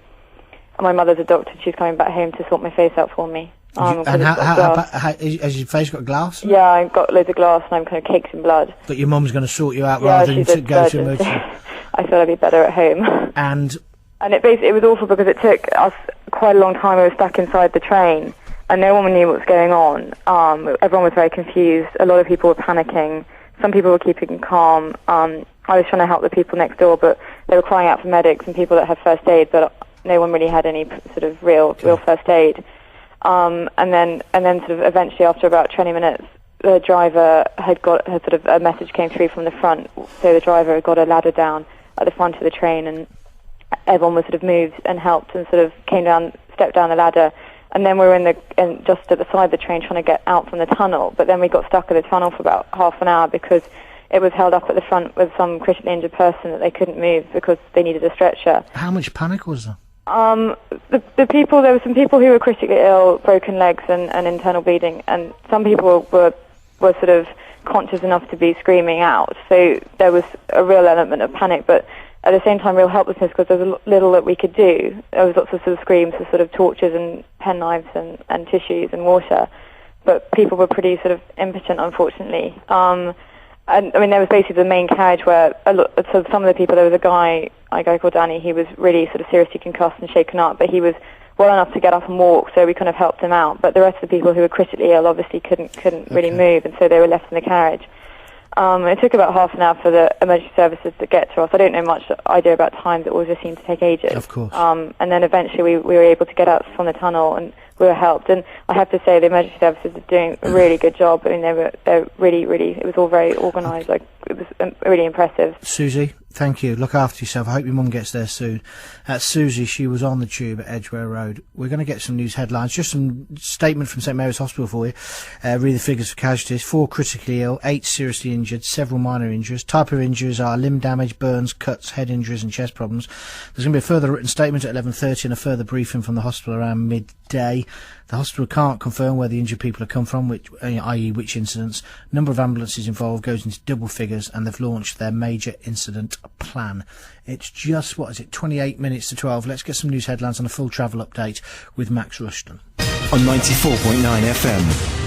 BBC London. Thank you, John. Good morning. The BBC security correspondent, Frank Gardner, says Arab sources who monitor Al-Qaeda have told the BBC they believe today's explosions in London are almost certainly the work of Al-Qaeda. A few moments ago, the Commissioner of the Metropolitan Police, 3 in Blair, said there'd been 6 blasts. They've happened at a number of underground stations and on buses, including what's been called major incidents at Liverpool Street and Edgware Road. The entire network's been shut down. There were further incidents at Aldgate, King's Cross, Old Street, Russell Square and Moorgate. Eyewitnesses say many people have been injured and there have been a number of fatalities. The Leader of the House of Commons, Jeff Hoon, has told MPs there have been a number of serious incidents, and the Prime Minister, Tony Blair, is due to make a statement at midday. Network Rail says there's severe disruption to several main lines into London. The services affected are those into Liverpool Street, King's Cross, Euston and St Pancras. A casualty hotline is being set up and we'll give you that number as soon as we get it. The advice for everyone is not to travel. That's the summary. There'll be a full bulletin at midday. On 94.9 FM, this is BBC London. Well, as you're aware, there is no tube network. All lines are suspended, and TfL and the police are advising people to avoid London Underground for today anyway. No buses, as you just heard, in Zone 1 are operating. Docklands Light Railway, no trains heading into the city, and all mainline stations are disrupted as well. On the overground trains, Chiltern trains, no service. Aylesbury to Marylebone. Trains are running between Marylebone and Debenham at the moment. C2C trains are not stopping at West Ham, but for the time being running into Fenchurch Street. First Great Western Link not running between Reading and Paddington. Heathrow and Gatwick Express not running into or from Paddington either. The Gatwick Express is still running at the moment from Victoria. Journey R and Hull trains, they're not running into King's Cross. One Railway, they're not running obviously into Liverpool Street. Thameslink trains have been suspended across the entire network, and Silverlink County trains, police are advising don't attempt to travel on them. Services are coming down from Northampton but terminating at Watford Junction, and Silverlink Metro trains are suspended as well. Southern trains are still running at present, but a very skeletal service. Virgin trains between Birmingham New Street and Euston are also terminating at Watford Junction. Now on the roads, major roads in central London closed. The A501 Euston Road closed in both directions. A5 Edgware Road closed, Marble Arch and the Marylebone flyover. Russell Square closed between Woburn Place and Southampton Row. We've also got the whole of the Aldgate one-way system closed off to all traffic. Now this is causing major problems around the east of London. The highway is also closed at the junction with East Smithfield. I can't say enough. If you haven't made a journey today, do stay at home. Traffic is not getting into central London, and neither are trains. Kate Allen, BBC London 94.9. Next update at 11:45. This is BBC London. John Gords. Call 020 722 42000. London's liveliest phone-in with John Gords. Weekday mornings from 9. 25 minutes to 12. Quickly, let's go to Richard Foster. He's at Liverpool Street. Good morning, Richard. Morning, John. What can you tell us now? Well, as I left Liverpool Street around about 15 minutes ago. I came back to try to move the car away that I've been in this morning. As I came back, I noticed that some more roads had actually been sealed off, namely Houndsditch, which is just behind Liverpool Street Station. That had been sealed off. There were police on horseback there, and I overheard one of the police officers telling a pedestrian nearby about the fact that there had been these explosions in the centre of London, and that basically the advice was not to travel. Now, Liverpool Street Station, as far as I know, is still sealed off. Still plenty of police down there, and also, but the number of people who were actually gathered there when I arrived was in the thousands. Since then, it's all sort of thinned out a little bit. People just seem to be getting on with their daily lives again. And where have they gone? I imagine, I think that the pubs nearby were quite full as I looked in. I think they're obviously carrying live news updates of what's been happening in London this morning. People are just sort of gathering there, phoning their friends, phoning their loved ones. I phoned my mum to tell her I was okay after she sent me a text. So I think people are just doing the same. And did you see casualties there? I haven't seen any casualties being taken out. I think they would have been taken out and removed to hospital a little earlier today. As I said, I met a few eyewitnesses who had seen what happened, and I spoke to them, but I didn't actually see any wounded people. Thank you very much indeed for your comments. We'll go back to Richard later. Now let's go live to the Bishop of London, the Right Reverend Richard Charters. Good morning, Bishop. Hi, good morning. What can you say at a moment like this? Well, all I can say is I want to avoid speculating before we're absolutely clear what's happened, but already clergy in London are working alongside the emergency services, and churches close to the affected areas are open for shelter, aid and prayer. But I mean, obviously, like us all, I've got 4 children. I live in central London. They're away from home somewhere else in the capital at the moment. So, like everybody else, I share the general anxiety. Our hearts go out to the injured, and the response of the emergency services, as far as I can hear from reports that are coming into me, has been marvellous. And we're with them, and we're with other Londoners. And do you feel, I mean, I don't know whether you agree with me, the emergency services seem to have responded in a magnificent way so far? Absolutely. I mean, I've heard, because the clergy are already there at some of the sites, and so I've heard direct reports from them of how rapid the response has been and how good it's been. Thank you, Bishop. Thank you for joining us this morning. That's the Bishop of London, the Right Reverend Richard Charters. Do you want to join in? Do you want to tell us what you've seen this morning? If you do, can you please try and use a landline rather than a mobile phone, for obvious reasons now? 020 722 42000. Email is a very good thing to do at the moment. Email me, Gaunty, Gaunty, at bbc.co.uk. As we know, at the moment confirmed, police believe there has been at least 6 blasts. The Prime Minister, Tony Blair, will be speaking, making a statement at 12 o'clock. We, of course, will be carrying that. I'm going to be carrying on with the show for another hour or so, at least, here on BBC London, taking your reaction, certainly listening to what you've seen this morning, please. John, I've got no words. I'm just crying, says Michael. 020 722 42000. Frank Gardner as well. Can you bring through the thing that Frank Gardner's been saying, please, for me, Abby, straight away? The BBC security expert. I want to read that out.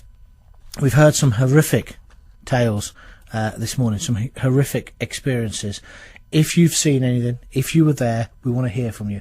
But I keep saying, we do not want speculation on this show.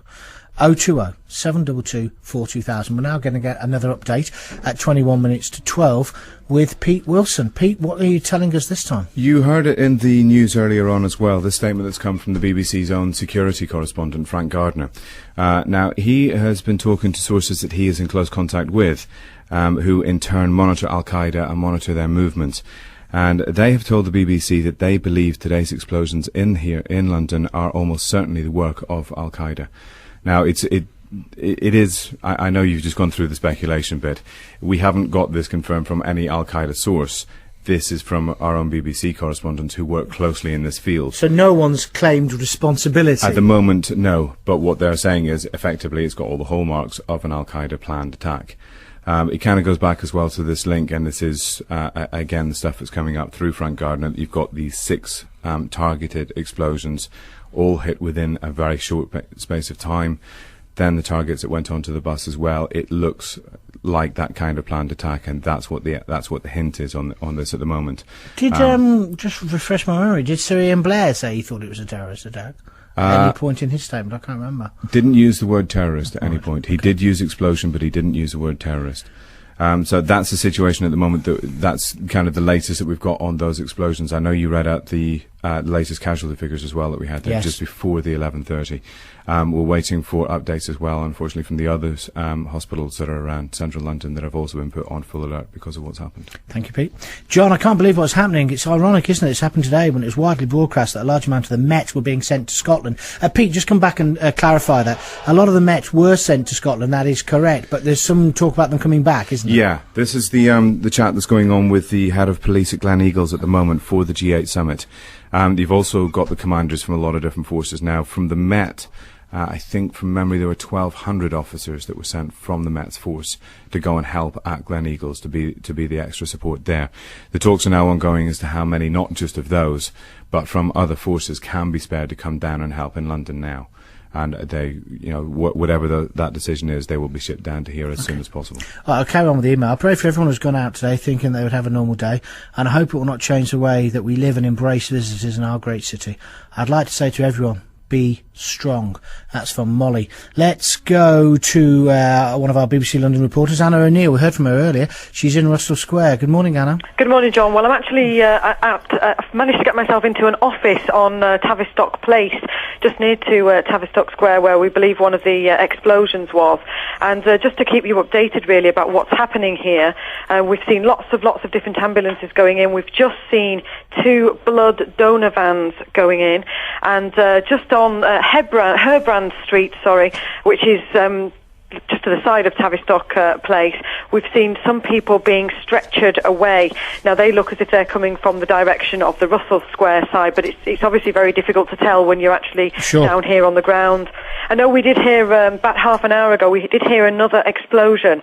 Now, we're not sure whether that was a controlled explosion or whether it was a different explosion altogether, but I know we've seen the police sniffer dog that's sniffing for explosives is also going around this area, and the cordons just keep being moved further and further back, so people are being herded into smaller and smaller spaces.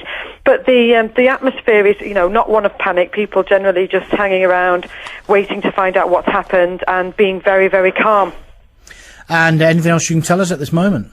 No, nothing at all at the moment. As I say, just the blood donor vans going in, and I wonder whether, we might find that we're hearing calls for people to go and donate blood over the next few hours or so, but certainly they've gone into Tavistock Square here.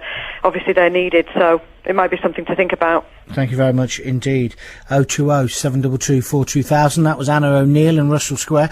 If you're calling, please try and call on the landline if you've got anything to tell us, if you've seen anything. Let's go to Eudora Pascal, who's at the friend's house in Euston. They've set up help there, basically. Good morning. Yes, good morning. What can you tell us, and what are you trying to do? Yes, well, there have been a lot of people outside the building at a friend's house opposite Euston, a lot of people under shock in the cold and so on. So what we've done is we've opened our doors, and we're offering free tea and coffee and also free phone use, as well as having installed a radio so that people can actually hear what's going on. Okay, and have you got injured people there? We haven't got anyone injured, but we've got people who are severely shocked. People who have actually seen the blast, people who haven't heard from their relatives, who haven't been able to get through, people in tears, all sorts, really. And those people were in Tavistock Square, were they? They were waiting in Tavistock Square, yes, because, of course, they've been asked to leave the whole Euston and King's Cross area, and also from the other side, Tavistock area. Okay, and what help are you giving them? Is it tea and sympathy to a certain extent at the moment? Well, we're offering free tea and coffee, free phone use. We've got a quiet room where people can go and sit down. We've got all our members of staff are actually walking around, talking to everybody, checking that people are okay, talking to them if they need to talk, need talking to, that sort of thing, really. Okay, and they've got the radio tuned in, they're listening? Yes, we've got the radio tuned in, and we're telling everybody about that so they can actually hear what's going on, what the news is, yes. And if any of those people wish to speak to me, then please get them to call as well, Eudora. I will do, yes. I'm sure that there are quite a lot of people here. We've had several hundred people come in, so... And I should think a lot of people in London want to thank you for the work you're doing. Thank you.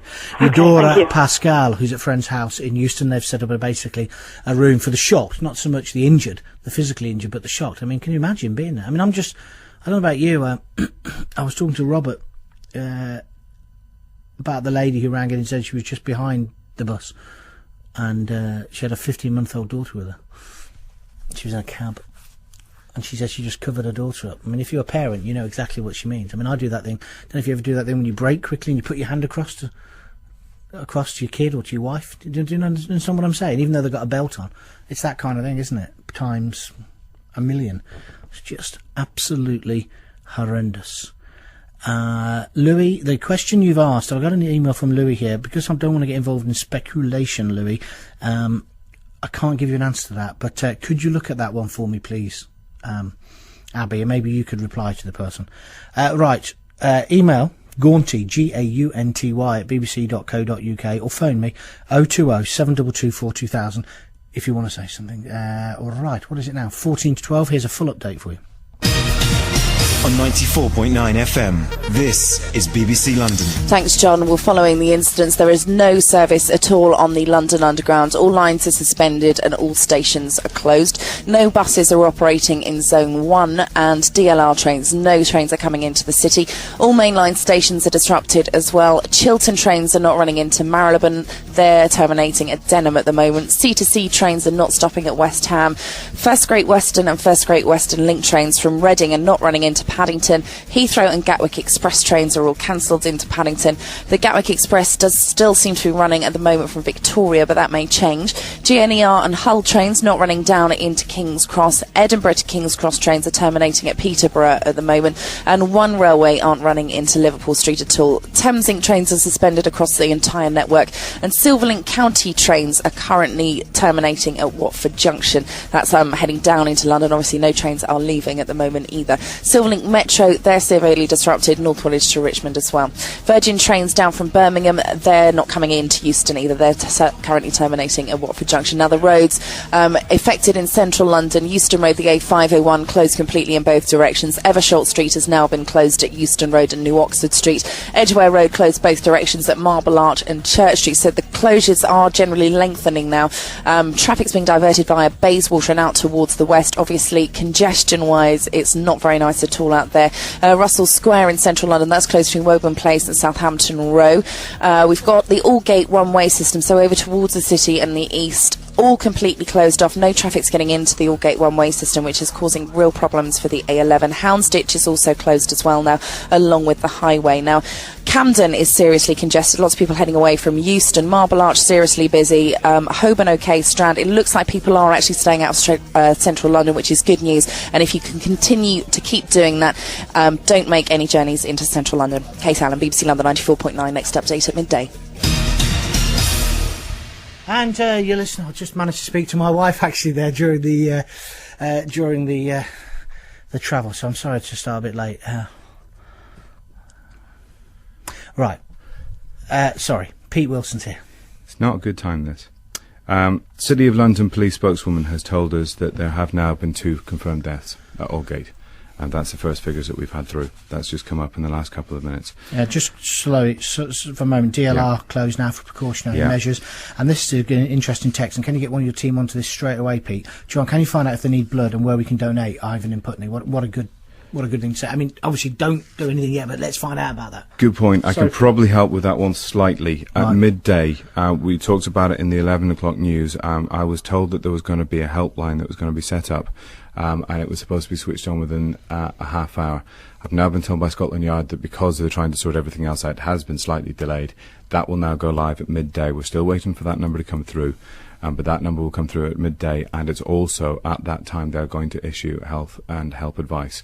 So that will help. So we'll start getting emergency numbers and all the rest of it. So that could possibly which is obviously what people want. I mean, I just spoke to my wife. She's not even in London, but you just want to make contact with your loved ones at a time like this, don't you? Now, as you said, the DLR has now been closed for precautionary measures. That's, again, the same checks that the buses are going through in London at the moment. We have a couple of different reports that are coming through. We've first of all been told by one of our reporters who's down at Hyde Park that Upper Brook Street has been cordoned off. That's as a precaution. Now, that is where the US Embassy is. So they've closed that area off, as you would expect. We've also been told by the Israeli ambassador to London that their embassy is under what they've described as a state of emergency. No one allowed to enter or leave the building. Again, this is exactly what you'd expect in a situation like this. We're also getting some details come through. This is, again, a separate interview that seems to have come through with Sir Ian Blair. And it's not one that came up on the interview that we ran earlier on the BBC. This is one that's come up through different sources that he's been quoted as saying that there are indications of explosives at one of the blast sites. And there is no indication as yet that there were any advance warnings. So we'll try and get more on that as and when we can, but that's the stuff that we've been told at the minute. Now, the update as well on the transport. I know you're getting quite a bit anyway through from the travel desk, but just so that you know what we've now been told. Heathrow Express and the Connect services have reopened. Paddington Rail is reopened, but the tube remains closed. Stansted Express remains suspended. Gatwick Express apparently is unaffected. So that's a rundown that we've got on those so far. Thank you very much indeed, Pete. Don't forget, we're giving travel updates every 15 minutes. Dear John, please tell me you aren't going off the air at midday and you're going to stay with this horrendous story. Best wishes, Louise. Louise, yes, we will be continuing for another hour or so, trying to get the information out to you, trying to hear from you, trying to get your thoughts and also, of course, your eyewitness reports. Listening on the net, John, good work, you lot, keeping us informed out here in the Shires. Got friends in town, so good to be kept updated. Here's a message for those responsible. You will not break us. You will not shake us. Why? Because we won't let you. I'm glad your family's okay. That's from Gower. Thank you. Let's go to Aldgate now. Jim Weeble joins us, our reporter again. Good morning, Jim. Good morning, John. What can you tell us this time, my friend? Well, there have been a lot of ambulances still coming up and down this road east. There still seems to be people that they are taking out from some location around here. One interesting thing that I did see earlier on, about an hour ago, standing by Aldgate East Tube Station, I looked up onto one of the tall office blocks here, and there were about 6 or 7 army officers who were in fatigues on the top of the building, looking out, binoculars, having a look over towards Liverpool Street and around this kind of location. What inferences you draw from that, you know, we can't really speculate, as you keep correctly saying, but that's something that I definitely did see, and I can report that to you now.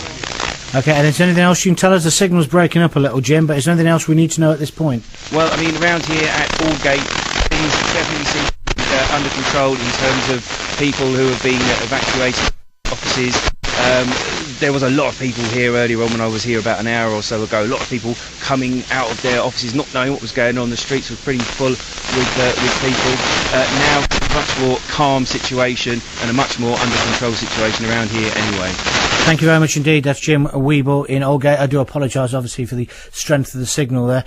We'll try and improve that next time we go back to him. We have got reporters right across town at the moment. We've also got you telling us what happened, what you can see at the moment, and your eyewitness reports, some of which, well, many of them, in fact, all of them have been completely emotional and shocking and life-changing, I would say. I'd go as far as to say today's a life-changing moment. Morning, Gaunty, I'm stunned.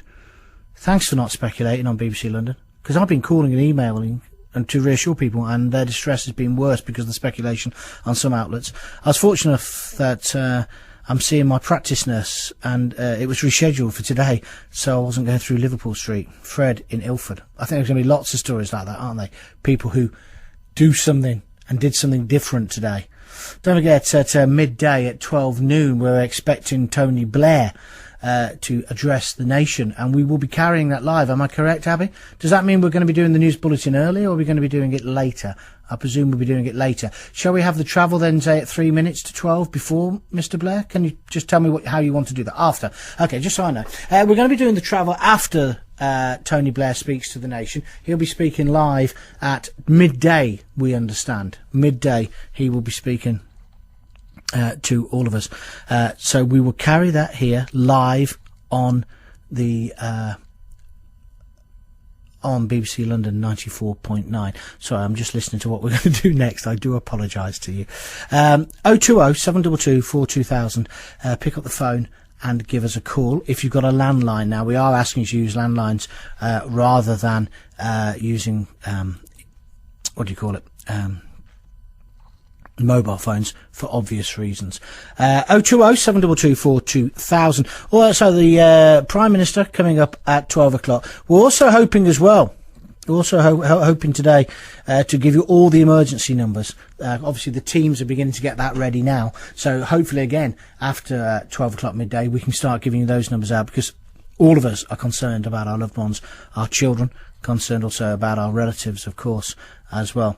So we will do that. Got an email here which I really wanted to read to you. Not that one. Wait a minute. Please bear with me, because there's an email that sums up probably how we're all feeling at the moment. No, I can't find it at the moment. I'll get it for you in a couple of moments. Right. So, this is BBC London, 94.9 FM. If it's the first time you've listened to us, thank you for joining us. And I guess we would like you to have been joining us in happier times. Today was a day that was meant to be all about celebration of this great city. It's turned into something completely different. Something completely different. The Met Police Chief, it's been reported now that he says the situation is getting under control, but many casualties in the blasts as well. Let's now go to Helen Bart from BBC London. She's at King's Cross. Good morning, Helen. Good morning, John. How are you? Not very well. What can you tell me? John, I'm in a King's Cross pub on King's Cross Road. It's called the Northumberland Arms. It's about 5 minutes away from the tube. Yeah. Basically, I was walking into work this morning and I couldn't get in, and I decided to take buses to go towards King's Cross. Basically, they were all abandoned from Angel, so I decided to walk down towards King's Cross, where I saw hundreds and hundreds of people walking the opposite direction. I got as far as King's Cross, where everything was cordoned off, and all you could hear, literally, were sirens and police helicopters. You could literally hear a pin drop. Apart from that, there were literally miles of buses, empty buses. Everyone had to obviously evacuate, because I've since heard that there were some bombs on buses. I decided when it started to rain to make my way towards this pub, which is absolutely packed full of commuters. They're handing out cups of tea and serving free drinks, but obviously everyone's really anxious, trying to get through to friends and family on the phone. And of course, because of the built-up nature of this area and because of all the confusion, a lot of people aren't getting networked, so obviously a lot of people are quite worried. I've just spoken to a woman who's just said to me she's extremely worried about her daughter who works in Soho. She can't get through to her. She's waiting in the pub trying to get to see whether or not she can text her. Some people are getting through on text, but they're not getting through on the phone. That's the situation. Yeah, we've heard that as well. That actually, it seems as if the text system is working better than the actual phone system. That's right. That's right. I managed to actually text through to Win, obviously one of the news editors at BBC London, a couple of other people, but I have not been able to get through on the phone to anybody. What's the mood in the pub? It sounds subdued. Very subdued. Everyone is just glued to the television. People are they've just abandoned. I mean, there were people who were literally on their way to Paddington Station, on their way to Heathrow Airport, who've just literally abandoned all journeys. Obviously, there's nowhere they can go. They can't get a bus. They can't get a tube. They're literally sitting in here with their luggage. People who are on their way to work just decide, obviously, can't go any further. So everywhere around here is cordoned off. I mean, I don't live too far away. I live in Islington. I can't make my way back, basically, because everything is cordoned off. It's like a ghost town. It's absolutely like a ghost town. The mood in the pub is quiet and subdued. Everyone is just sitting here drinking. The bar staff have been absolutely fantastic, handing out free cups of tea and drinks to people who need it. People are trying not to panic, but of course, if you can't get through to your friends and family, of course you're going to be concerned. And obviously, we're watching the news, and I'm seeing reports that there are casualties. I don't know. You probably know more than I do at this stage. I just don't know, but I'm waiting here, and until I'm told otherwise, I'm going to wait here and just monitor the situation. Helen, stay safe. Good talking to you. Thank you very much indeed. Helen Bart from BBC London. She's at King's Cross, just down from the station. She's in a boozer. Interesting when you talk to people normally in a pub when it's a reporter, a lot of noise in the background. There wasn't much, was there? She said a very subdued atmosphere. She said, however, the pub and the bar staff have been excellent. They've been giving out hot cups of tea to people who've come in there. She said luggage abandoned in the street because people were going there to go away on holidays or go away on breaks. Just left it. Just got out of the area. We'll be listening to Tony Blair in a couple of moments. Tony Blair is going to make a statement at midday. We'll be carrying that live for you. Just to let you know, I'm carrying on for at least another hour or so here, taking your reaction today to today's terrible, terrible events and bringing you the people who have got things to say. We still haven't really heard from the emergency services, or indeed from the Met. We hope to do that in the next hour or so. Of course, they've had other priorities this morning.